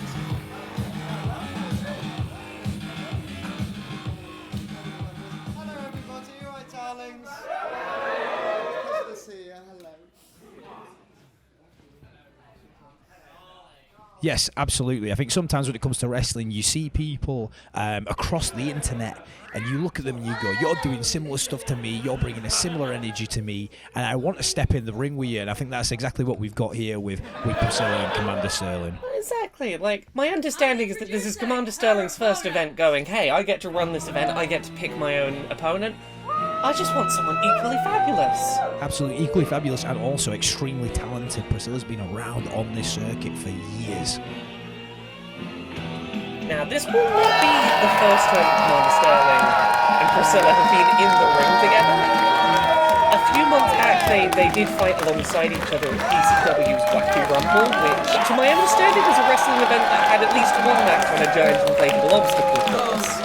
Yeah, wrestling takes you in some unique and bizarre places, and the Wacky Rumble from PCW is certainly one of the most unique venues for wrestling that you will see. Almost a bit video game-esque. You know, sometimes in an old video game you'd be like, oh, here I am in a weird location. The Wacky Rumble was definitely one of those.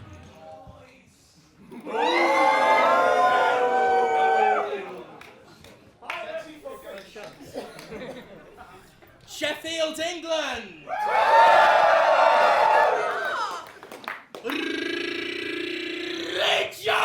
Hey, that's the name of the show. It's almost like the plan. You are joined by the pan-galactic princess of pansexual pandemonium, the super heavyweight super villain, the poly-antagonist, a trans femme, they-them paragon of non-binary finery, the Astro General, the NB2NB, a chromatic, dramatic, charismatic, only mildly asthmatic, fanatic of cinematic acrobatics, here to end the reign of another queen. And not believing they got away with that one, Commander Stephanie Sterling! Oh, that's some fighting words.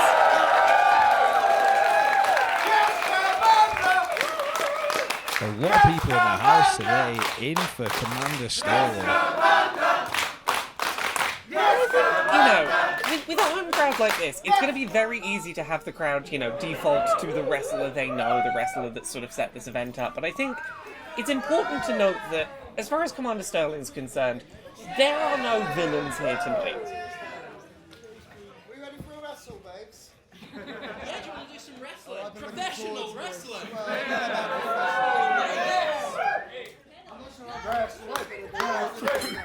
The thing that I love about professional wrestling is that, yes, we have heroes and villains, but sometimes we have two wrestlers in the ring that are competing to be the best wrestler, and that's what we're looking at right here. Two extremely talented wrestlers that are looking to be the best wrestlers possible. And now the crowd are with a lovely wrestling chant. just in case you weren't sure what you were watching, this is professional wrestling.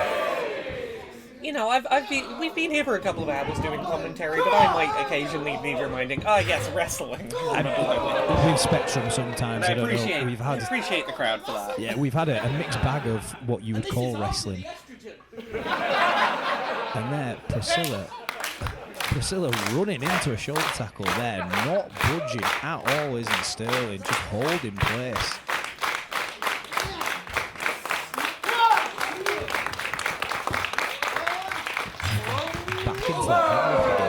Shot straight off the ropes. No. Priscilla's going to need some kind of different tactic here because these first couple of attempts have just bounced straight off of the commander, and I think that clearly the direct approach is not the way to go. But sometimes the direct approach is the direct approach, and it is the way to go. Maybe that's switched around now, and Commander Sterling with the headlock on.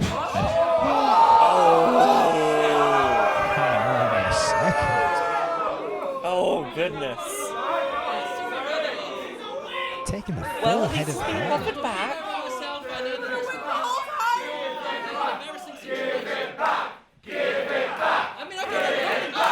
Commander Sterling is giving it back. Commander Sterling is giving it back, but I feel like this crowd has turned. Let's be clear, darlings. Priscilla doesn't wear wigs. That is my hair. And slapped upside the face. I am that bitch, darlings. That bitch! That bitch! That bitch! That bitch! That bitch! That bitch! That bitch! That bitch! That bitch! Mine are real, darling.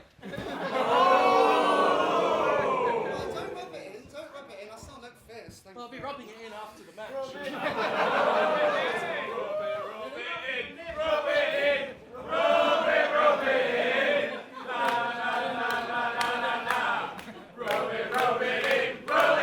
So earlier on we had a chant for wrestling, and now we're chanting for rubbing it in. So the varied world is Spectrum Pro Wrestling. There we go. That's the chant I like to hear. That's what I need. Thank you. But again, like we were saying earlier on, this isn't hero and villain. This is two wrestlers that are looking to be the best wrestlers possible. Yeah, we had the landed Gentry earlier, and we had all the sort of Tory-related chants. But again, all we're chanting for here is wrestling. That's what everyone wants. They want to see some wonderful, fabulous wrestling. That's the name on the marquee, and now we've got Commander Sterling locking in a Japanese stranglehold here onto Priscilla. Well executed. Come on, you can have this right now. And again, with the Japanese stranglehold, what we're looking to do here is basically choke the person out with their own arms. But Priscilla looking to get that turn, looking to apply the Japanese stranglehold themselves, but pulled straight back in. Almost got out, yeah, and just came right back in. Also known as a straight jacket, because you can sort of see the resemblance to a straight jacket here. It depends on what part of the world that you're from. It's an old English term, is a Japanese stranglehold. Again, looking for this turnaround here, looking to change that momentum. Nearly gets it applied. I mean that change of momentum is going to be so important, because if this doesn't stop soon, the levels of exhaustion that Priscilla's going to be dealing with are just going to be difficult to overcome. Yeah, absolutely. When it comes to this, straight jacket hold, you're basically choking yourself out. So you really need to alleviate that pressure to get out of this hold, to stop being worn out, basically.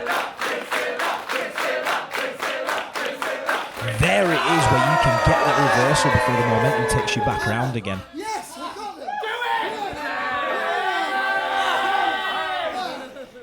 And now Commander Sterling backing them towards the corner. Maybe looking for a break, but rolls them out, keeps a hold, and applies the straight jacket back on again. This is some fantastic mat wrestling. Some technical wrestling that we're seeing out of Commander Sterling here. Exactly, like, work to your strengths. If you can keep another wrestler in the position you want to keep them in, have them wearing themselves out, not giving them space to do any of their moves, it lets you control the tempo of what's going on. Absolutely, and here we see Priscilla trying to use the same tactic as Commander Sterling used in earlier on, trying to roll Commander Sterling out, and that just just didn't work. The strength and the power of Commander Sterling held in place, trying to scurry through the legs, but has been pulled back in place. Oh.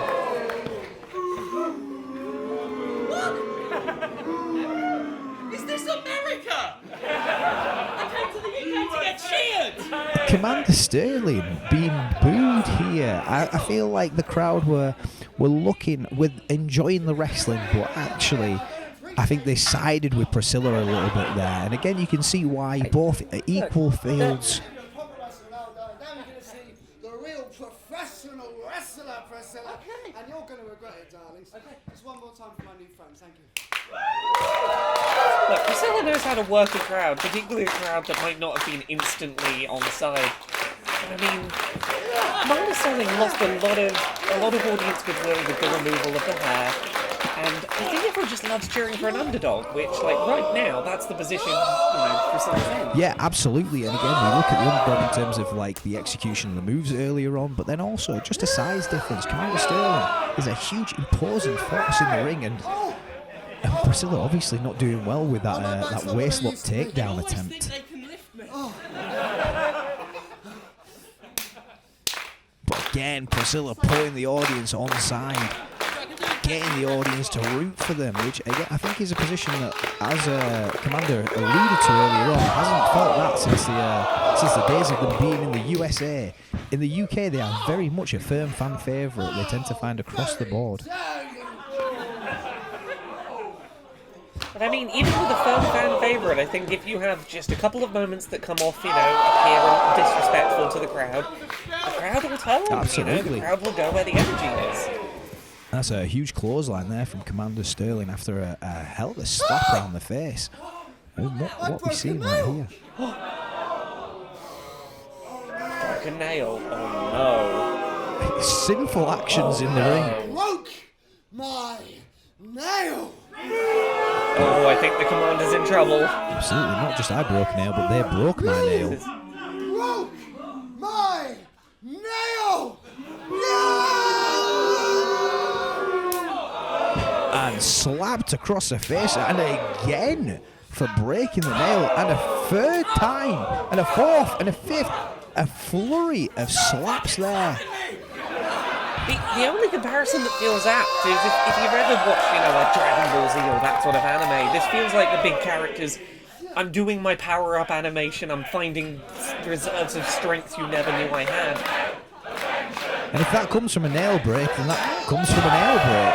That's a... Avenge the nail, as the crowd is saying. A jumping slap off the second rope there from Priscilla. And now we're turning up the ante, and that wrestling that we saw earlier on, that technical chain wrestling, it's gone out the window, and now we're getting slaps and kicks. That! Jesus! And I think not only has the broken nail sort of brought up this wellspring of power for Priscilla, but They broke my nail. I think it's really brought the crowd on side. I think it's really strengthened that sort of view of, Priscilla being, really rooted for her. Oh, listen.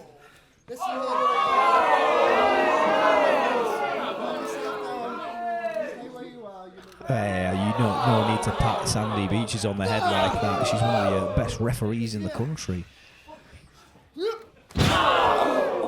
Huge leg drop there from Priscilla, and a lackadaisical cover there. Really, I don't want to say lazy, but light. I think the key is it's working to the crowd. It is, really soaking in. And now you can hear the crowd coming back on side for Sterling. A nice steady Sterling chant there. And again, wrestling takes you on an emotional journey, and we encourage people, boo who you want, cheer for who you want, tell us how you're feeling in the moment. I think that turn back, I think it in part came from that sort of showboaty nature of that attempt to pin. It was not the most serious attempt to pin that was out there. It was working to the crowd. I think the crowd wanted to see, go for it, go for that pin. And again, we've been in England, we enjoy someone that wants to be a wrestler. Slap after slap after slap. being produced from Priscilla here. And that was a better cover there, a hook of the leg, but needed to be higher on the shoulder. But you can feel that Priscilla is, yes, taking Commander seriously, but then also maybe flaunting the fact that they are a more experienced talent within the ring. I think in part, they're flaunting the fact that, like, at least for part of this match, they have been sort of really having the crowd on their side at Sterling's home event. That's right, guys. This is my house tonight. That confidence can go both ways. It can win a crowd over, or it can be like, oh no, it's come across as overconfidence for a minute. Yeah, absolutely. And you heard just there, this is my house now, and that confidence is shining through. And now it looks like we're going under the ring. I can't imagine anything particularly too good being under there. Looks like a collar and a leash. Look, of all the matches I thought we were going to get a leash coming out, I really thought it was going to be Gina Munny and Nathan Black earlier, but... Yeah, absolutely, and you got to wonder here, how far does Sandy Beaches allow this to go, where... Oh, and a slap to the back of the head. Oh, that cannot be fun. But yeah, how far does Sandy allow this to go? Because this is really a foreign object here, but Commander Sterling does have a collar on in terms of their ring attire, and now they're being leashed. Look, the commander's here in the ring. The commander isn't, signalling to the ref that this shouldn't be happening, so I think the ref's just got to follow that lead of, if the organizer of the event isn't objecting, you go with it. Yeah, if there's one person that can say, no, keep this match going, it's Commander Sterling right now. But they are not in a good way. Yes, Commander! And the audience really coming on side now for the commander. And again, this has been a roller coaster of emotion that we've seen through this match. And I think sometimes that comes in with the hype that's been put into this match, with the emotional connection that both these wrestlers have, and again just slapped round the face.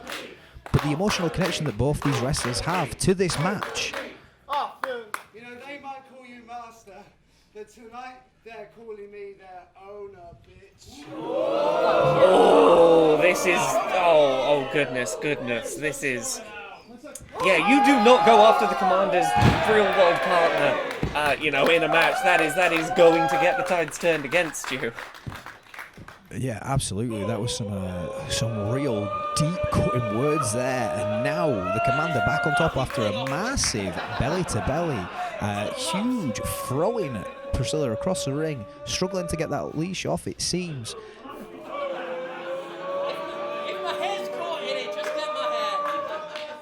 I think this is very much the same as when Priscilla broke the nail and sort of really turned the tides. I think if something personally offensive occurs... Look at that, it's about to fall off the vine. I mean, it's a gimme, right? Right? Crop that product! And at least Commander's saying, hey audience, are you alright with this? Sandy, is she alright with that? Maybe should be asking Priscilla if she's alright with it, but... Look, if Priscilla's brought this foreign object into the ring, Priscilla's not really got much standing to object to its use. No, absolutely. Call me Commander! There we go. I was going to say it'd be a little bit more direct and a little bit more in charge of this moment, but hey, call me Commander and you're in charge. I think right now, half of this is injury being inflicted, half of this is I am in charge of this ring, and the control of the situation you create in this moment goes a long way. Yeah, absolutely, and I think we've seen enough of the leash now. I think Commander Sterling has put everything that they wanted into it, and we are now looking at a planet cracker, maybe this double-handed choke slam bomb. Oh, that was a beautiful deception. More slaps, a spinning, roaring slap there from Priscilla, and a spinning wheel kick there from Commander Sterling. Great height, great accuracy from that. I mean, look, both of these competitors can be incredibly proud of this match. Oh my goodness. And we are up for a suplex, holding big vertical suplex. That's a big old ride that Priscilla's just taken there. And you're exactly right. Well, bringing out all the tricks tonight. Absolutely, both both people in this match could be incredibly proud of what they've put on here, and we're going to get into the deep waters here. We're going to get into the real big moves here, and we're going to see who can take the most pain and who can inflict the most pain. And here we go, Commander Sterling up on the second rope. Oh. Vader bomb elbow coming out of the corner there. That could be everything for this match. Oh. And just a 2 count, and you got to wonder there if Commander Sterling had put their weight down a little bit more, covered the shoulders, they might have had that 3 count there. But again, as you get deeper into these matches, it's harder and harder to execute those pins like you want to, like you know that you should do. And it looks like we're setting up again. Oh, goodness. I mean, look, no matter how this match goes, ooh, both of these competitors, like, no matter who wins, everyone wins by getting to see these two battle it out tonight. Yeah, absolutely, and this has been a great contest, a real great contest here, and we're looking at what could be a really great powerbomb thrown across the ring, and there's some weight that's come down with that. Priscilla getting right under and leveraging that advantage. It is clear that both of these competitors are running on empty in terms of energy. They're both really, squeezing every last little bit of energy out of the tank. And still giving it their all. Priscilla going up to the top rope now. And caught, goozled. And taken for a ride. Huge choke slam there from Commander Sterling. Brought straight back up again. Hit with a second and another one. And now maybe looking to set up for a double choke bomb. Held in here, Planet Cracker coming up maybe. Held in the air, wait, what's that? Reversal, huge DDT coming out of Priscilla there. Needs to take advantage of this moment, needs to take advantage of the turn of the tide here. May the best drag queen win! Hooked in, ripcord, spinning, slap. That must be the 20th slap that we've seen today. Just a 2 count. I'm impressed at the sort of spinning momentum that has gone into so many of them. Like, the wind-ups have been ridiculous. Like we said earlier on today, when we're looking at rotations being everything within pro wrestling, we had a rotation from Commander Sterling, a rotation from Priscilla, and that just means that we get more and more damage. And what's this? Priscilla taking hold of the glove. Oh no, are we going for the nails? Must be, pull that glove off. You're gonna break my nail, bitch! An eye for an eye, and a nail for a nail. Now it's time for Priscilla to break your nails. And stomping right on that nail there, must be broken. That is an accidental nail break for a very deliberate one. That is a painful trade. The Commander seemingly laughing it off. I chew my nails, bitch! Oh, fair. There we go, Planet Cracker. Own your strengths, I guess. A huge Planet Cracker in the middle of that ring. That's a 3 count there, and a hellacious match there. I don't think it can be overstated how much Priscilla thought an opening had been created there, and the realization that the opening didn't exist really caught them off guard. Absolutely, and again, what a battle there, what a professional wrestling match that we saw there, going across multiple different emotions. We saw that going from technical wrestling to an all-out brawl, to throwing on big power moves. A great showing, not only from Priscilla, one of the most well-renowned wrestlers in the UK, but from Commander Sterling, relatively new into their journey, and they absolutely did a fantastic job there on their debut at Spectrum Wrestling. What a showing from Commander Sterling. I mean, look, no matter who's won or lost this, I hope that we can see this end with a bit of respect between these two. Me and her really must do that again sometime. They came in just wanting to have a fabulous night, and I think they've achieved that. Absolutely, and again, like we heard there, must do it again sometime. I would like to see that match happen again. I'd like to see how many times these guys can go and see who comes out on top out of it, because I think we get a different result every single time.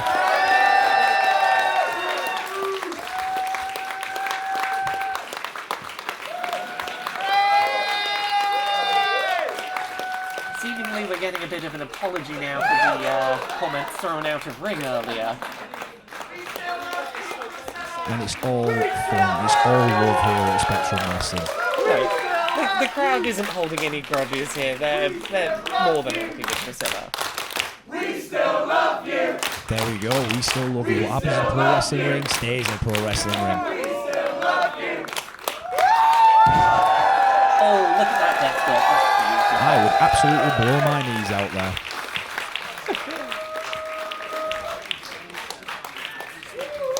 Fantastic showing from Priscilla there. What an excellent contest from that. Fantastic showing from both.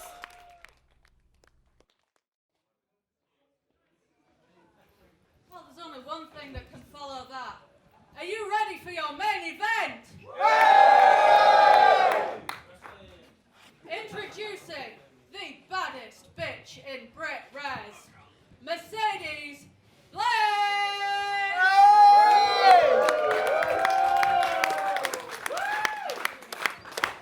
And here we are with the main event of the evening. And the baddest bitch in Brit Res. This is Mercedes Blaze. Yes, this main event is nothing in the way of gimmicks to worry about for this one. We have just got two of the hardest hitting women in UK wrestling right now. Two of the most charismatic wrestlers, the strongest wrestlers, the talented wrestlers, here to show us this sport at its best. Yeah, I think you could maybe look at this and wonder why certain other matches haven't been put in the main event, but really, you look at the talent that's on offer here in this main event with Mercedes Blaze and with Gia Adams is about to come out. This is a fine example of everything that pro wrestling is and everything that Spectrum Wrestling wants to be.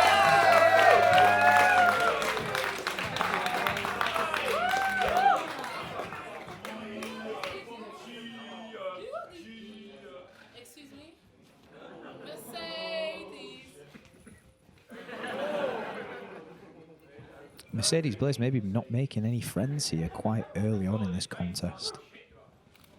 I mean, do you need to make friends when you are as talented as Mercedes is? No, but I think as we found through this show, it definitely helps to have the audience on side. I'll deal with you. Yeah. You can take him. Security. And introducing her opponent. She is the hardest hitting lass in the Northeast, Gia Adams!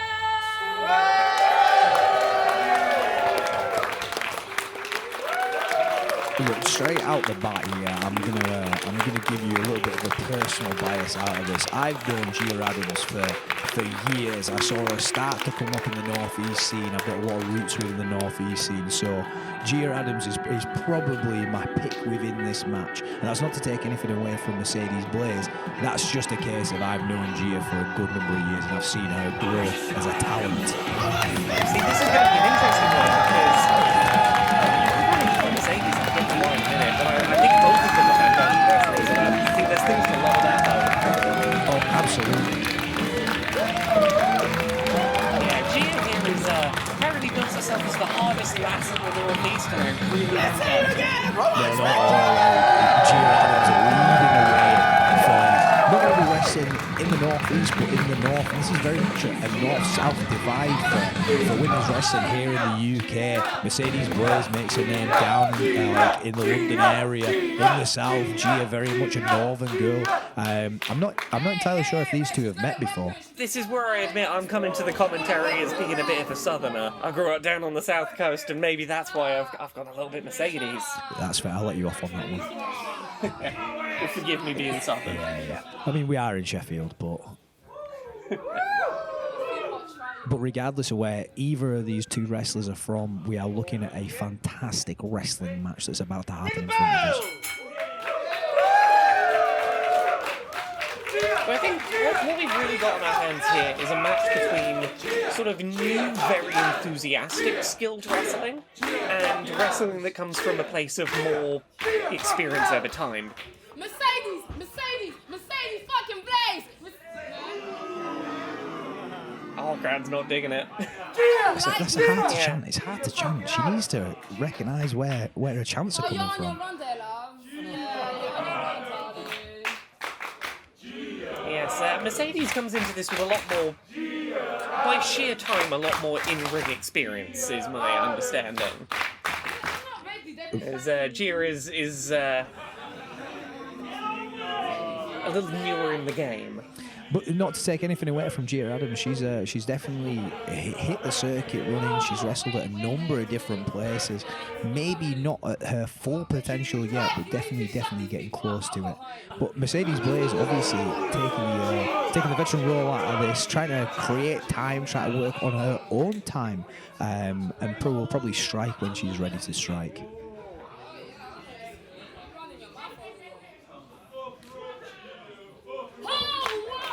There's definitely a big fight feel that's coming into here. You can feel the tension in the air for this, the first main event in Spectrum history. Referee Lee administering this count on the outside. If Mercedes Blaze stays on the outside for a 10 count, she'll lose the match. But this is the thing, Mercedes knows exactly how long she can justify being out there. She knows what she's doing, and she knows that she can use that to her advantage. And trying to create an advantage there, but just too early, not taking anything out of Gia Adams yet, and Gia Adams just too quick on the ball there. Gia is just a pure ball of like energy and unpredictability.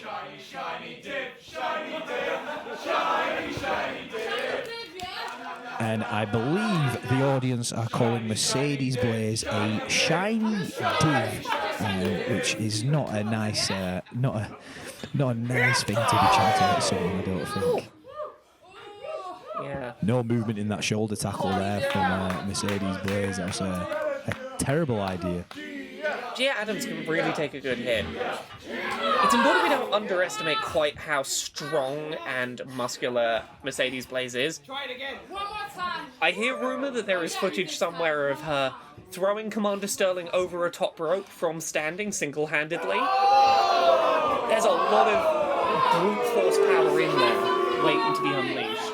Absolutely, and there's a lot of cunning there. We saw her luring Gia Adams in and then hitting that eye rate, taking full advantage of that, and now we're in the corner, and yes, we see the strength being displayed here from Mercedes Blaze, absolutely taking control of this match. Thank you very much, guys. Thank you. I think Mercedes, I'll admit, as much as I'm rooting for Mercedes a little here, Mercedes is coming way too cocky and way too confident, and I think that, like, I'll agree, it is much easier to get on board with Gia's energy today. I think that Mercedes is coming in here almost with an energy of, I expect I deserve to win, and that is a mentality that's going to get you punished. I would absolutely say so, and like we saw the return of the shoulder block. Now Gia Adams taking full control of this, not afraid to bend the rules slightly by taking some hits in the ropes. Big running splash there, rolled out, taken off the ropes, and that is a huge splash there from Gia Adams. Just a 2 count, but an excellent cover there, keeping the shoulders down. Yeah, if there's one thing I can say for Gia Adams, it is that, like, the heart and determination are undeniable. Like, she's just going to keep getting up and dishing it out as much as she takes it. Like, she's not looking for the easy way, she's gonna do it right, though. And that's it, and that's exactly why she's the hardest hitting lass in the Northeast. Throws that boot in, but gets caught. Oh. And dragged down to the hardest part of the ring, the edge of the ring. This all beam. There's no padding that sits there, it's just all metal work. And something to take note of there is that Gia Adams' leg was wrapped in the rope, so not only did she hit her shoulder on the way down, her leg got caught as well. That's a 2-for-1, as we like to say in the business. But again, Mercedes has been doing a really good job of using the full space of the ring, be it leaving the ring and using that as a way to try and get an early hit as Gia came back in. Here, you know, getting that big hit against the edge of the ring where it's going to be most painful. Mercedes knows how to use the space. And now choking Gia Adams on the ropes. Mercedes Blaze knows how to use this ring, like you just said, knows how to manipulate the ring, knows the areas of the ring. And knows how to walk just up to the line to just avoid getting in trouble with the refs. Like, you know, knows just where to back up. Yeah, look, if you abuse it to the point where you get DQ'd and you lose, well, you're not getting the winner's purse. So you've got to be able to walk that line. You've got to be able to come close to it, and then hanging upside down, caught in the corner. That's a rana straight into the buckle again. Very ring smart there, using the ring to her advantage. Specifically, just like having a lot of very good counters in place, like being very, very skilled at recognizing what's coming and having something in the toolkit to respond to it. Yeah, absolutely. And again, ducking that line there, caught in a hammerlock, and that's a hammerlock DDT there. And again, we're looking at several body parts being picked out there. The arm, the neck, just picking away at Gia Adams, but Gia Adams keeps on fighting because she is the hardest hitting lass in the Northeast. Oh, just a slap around the back of the head. Slap my back, slap my back. The lack of respect being shown is, again, we see it time and time again. I think it's going to end up being the downfall. One bit of disrespect at the wrong moment is going to get punished. Absolutely, but then a bit of disrespect that gets you on the back foot, that gets Gia Adams fired up, but then she makes a mistake. Could be the end game for Mercedes Blaze. Pushed off the ropes there, but caught with her hair and just dragged to the ground. Mercedes Blaze in full control here in this match, in our main event. Yeah, one other fact I do know about Mercedes, all of that wonderful sparkly gear makes her own gear. It's all painstakingly made herself. Puts a lot of effort into the appearance, a lot of effort into the hair. And here the audience are calling her a shiny div, so, you know. Look, I respect the aesthetic quality going on board, but if the audience don't like you, then, you know, they'll find a way to take a great outfit and turn it into an insult. And Mercedes Blaze jumping back in control there. The crowd has been very consistently on Gia's side. Absolutely, and I don't think that Mercedes Blaze really enamoured herself to the audience early on, and with her action that she's showing, a huge back kick there from Gia Adams, creating a little bit of space, but not enough to stay in control there. But yeah, Mercedes Blaze, I think, is very much confident in her own skills, and is going, you know what, I'm good. I think she decided coming into the ring she wasn't here to make friends, and I think, you know, if Gia Adams got a chance right now, it is the fact that, like, this whole way through, she's known the crowd has her back. Yeah, and there we see the disrespect once again, running up and then just stopping and slapping her right round the face. And I think that was a mistake, looking at the face of Gia Adams. Here comes a huge boot there. Gia Adams has worked so hard to be here tonight, to put so much effort in. To feel disrespected like this, it's like, no, if you're not going to take it seriously, I'll take it seriously at you. Absolutely, hitting two clotheslines there. Mercedes Blaze manages to duck under, but doesn't miss that kick. We're brought up into the air, and that is a spinning sidewalk slam from Gia Adams. Just a 2 count, but you can feel this tide starting to turn. This main event is going back into the hands of Gia Adams. You can see that Gia's, like, not showbunking and he's taking every opportunity to keep the pressure up, like, not giving Mercedes a chance to catch her breath. And again, I think this goes to show just how important, and there we see the rake of the eye from Mercedes Blaze, grabbing the hair.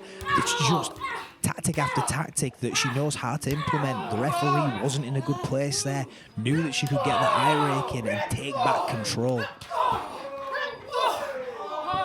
Flurry of strikes there from Gia Adams. Spinning back fist as well, and that drops Mercedes Blaze, and that might be everything. Just a 2 count there.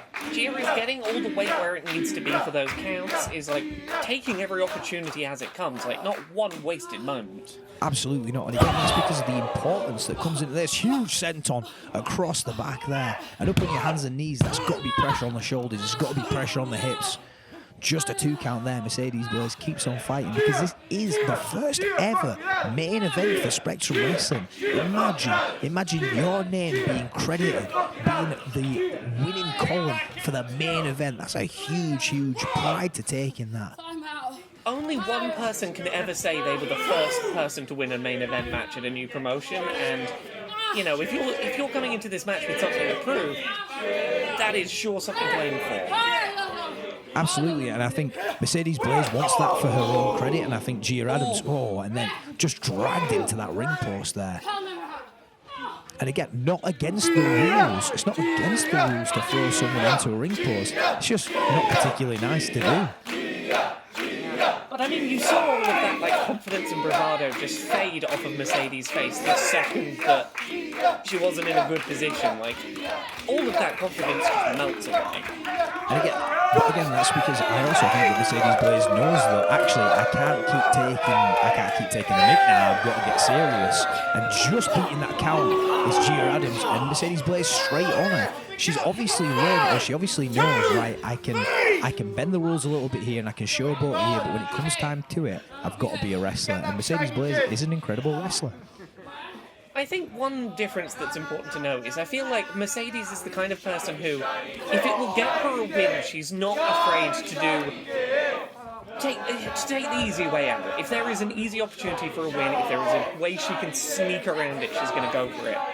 I think Gia, she wants this clean. She wants to come out of this going, I won because I deserved to. But a win's a win, and if you're in control for a free, then you're in control for a free.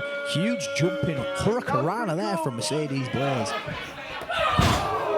The audience, that was pretty cool. I would tend to agree. And a big running shotgun dropkick in the corner there. Again, using that ring, that dropkick sent Gia straight into the turnbuckle, which is some small padding on metal. Like, those ring corners are probably a horrendous thing to hit from experience. Sometimes you just don't want to get thrown into that. I think you're seeing Mercedes get a little bit desperate here. You're seeing that sort of crying for the 3 call. I think that she recognises that Gia has taken that momentum and really recognises that if she doesn't finish this soon, she is going to start steamrolling a bit. Yeah, absolutely. And again, it comes to it of like, what's the minimal effort that you can put on? Straight caught here.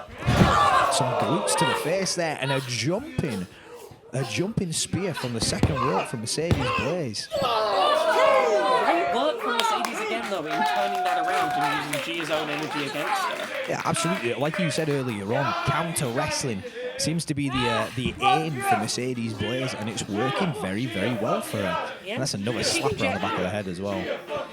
Exactly. If she can get Gia to commit to something that Mercedes sees coming, she can be ready there to punish it better than many wrestlers. And here is a dragon sleeper applied by Mercedes Blaze. The crank on the neck backwards is not a comfortable position to be in. It makes breathing really, really hard. Now slips straight into a rear naked choke again, trying to cut that breathing off. And if Gia Adams can get back to her feet, the sooner the better, really. Because the longer this stays in, the more peril she's going to be in. And run back into that corner. And again, like I said, those turnbuckles are a bit of padding. And then it's metal. You do not want your lower back smashed into that. I think this goes back to what I was saying about Gia being like, more than anything, determination seems to be what fuels her. And she will always find that little reserve of strength to go, I'm going to smack you into that wall even though I'm being choked. I'm going to push through and achieve what I need to. And there's a big Samoan drop there from Gia Adams. And I've seen Gia Adams overcome a lot of adversity through her wrestling career, and she will just keep going and going and going until she can't give any more. And again, that's taken a lot out of those rear naked chokeholds. That is a lot of pressure on your neck, on your circulation. That takes a lot out of you. It's not just something that you can just jump back up from and be fine with.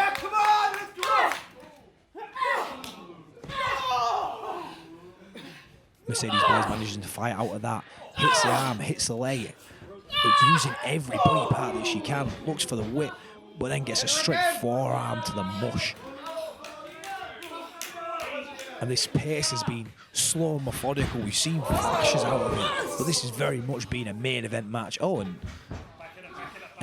Taking a tumble there as Mercedes Blaze landed really awkwardly on her ankle. Has this battle of stamina just run its course? Has Mercedes just not got anything left to give? Yeah, I mean, like, these two competitors have put in a massive contest there, and again, it's really, really easy to land wrong when you are exhausted. And now it looks like we're calling for people from the back. Okay, well, hopefully whatever this is can be sorted, because hopefully it's nothing too major. Yeah, and really, we need to. Referee Lee needs to make a decision here about is he going to let this match continue? Does he need to bring it to an end? And it's not good play from Gia. You know, you've got to respect a medical incident. You've got to give it space. And I wonder as well, like, this is the main event. Like, does Lee want to call this off? Does he want to see if Mercedes Blaze can keep going? And then you've also got to think about the health of Mercedes Blaze as well. I think if there's any option to not call it off, I think that's, you know, ideally what's going to be called for. But, you know, this has got to be so frustrating for Gia, who was really, really picking up that momentum and, you know, really coming in for a clean win. Yeah, for sure. Had that momentum going, and Mercedes Blaze basically got a boot off. She's been helped to the back. Yeah, I'm guessing that's the end. Although we've had no bell, like, Lee's not called for anything yet. Like, it feels like it's only a matter of time, you know. Yeah, I think maybe his priority is hang on a minute. Oh, hold on a minute. No, she was absolutely fine, and then she's got to follow up that turncoat wrap. Oh, goodness. This is, you know, I thought that the landed Gentry were going to be the dirtiest one we saw today, but my goodness, that's unbelievable. I mean, like I said earlier on, a win's a win is a win. Mercedes Blaze goes down in history as the winner of the main event of the first ever Spectrum Wrestling show. Look, that might be true, but I think in all our hearts we know Gia had this match in the bag, I think. Like, that turn of momentum had come. And, you know, what Mercedes has done here is robbed Gia of a good, honest victory. You know, that is a shameful. Not robbed Gia of it, but she's robbed the entire audience of that feel-good finish that we expected, that we wanted, that we could feel. Oh, now she's just dancing around. Look, if nothing else, it is going to mean that in future, like... Who throws a shoe? I hope that someday we get to see this dealt out, because Gia deserves a good opportunity to just kick Mercedes' ass. Like, that needs to happen, and that's going to be pent up now. Yeah, absolutely. I would love to see Gia Adams get her just desserts with Mercedes Blaze, who was obviously taking the low road out of that main event. But Gia Adams, what a competitor. I think we all know what happened there. I think we all know that Mercedes realised that she wasn't in a position where she could win, and she took advantage of her competitors, you know, being a decent person, you know? For the crowd, I think the crowd have decided who their winner is, and that is Gia Adams there, who put in one hell of a contest.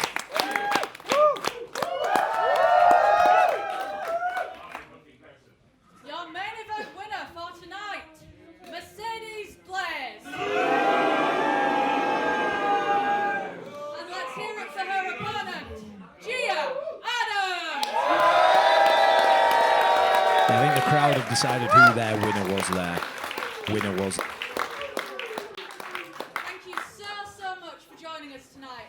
I hope you've had a good a time as we have. Now allow me to hand you back to Commander Sterling.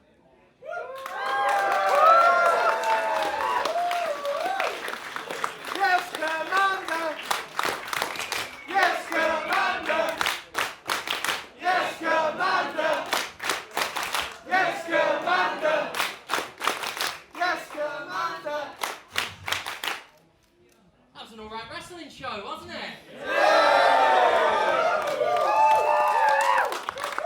Thank you all so much for coming out. I can't believe we got away with it, but we did. Thank you all. Thank you to every performer. Thank you to our officials, Sandy and Lee. Thank you to PPW, to PCW. Thank you to the South Bank Warehouse for hosting us. Christ, sorry, I'm going to feel that power bomb in the morning. Oh my God. Thank you to our commentators, Laura Kate Dale and Simon Miller, who ran our live stream.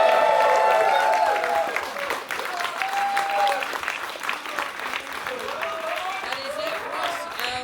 The bar is still open for a while, so feel free to help yourselves. And I'll be hanging out there so you can tell me how pretty I am and how great this show was. Thank you all once again. Thank you so much. Thank you.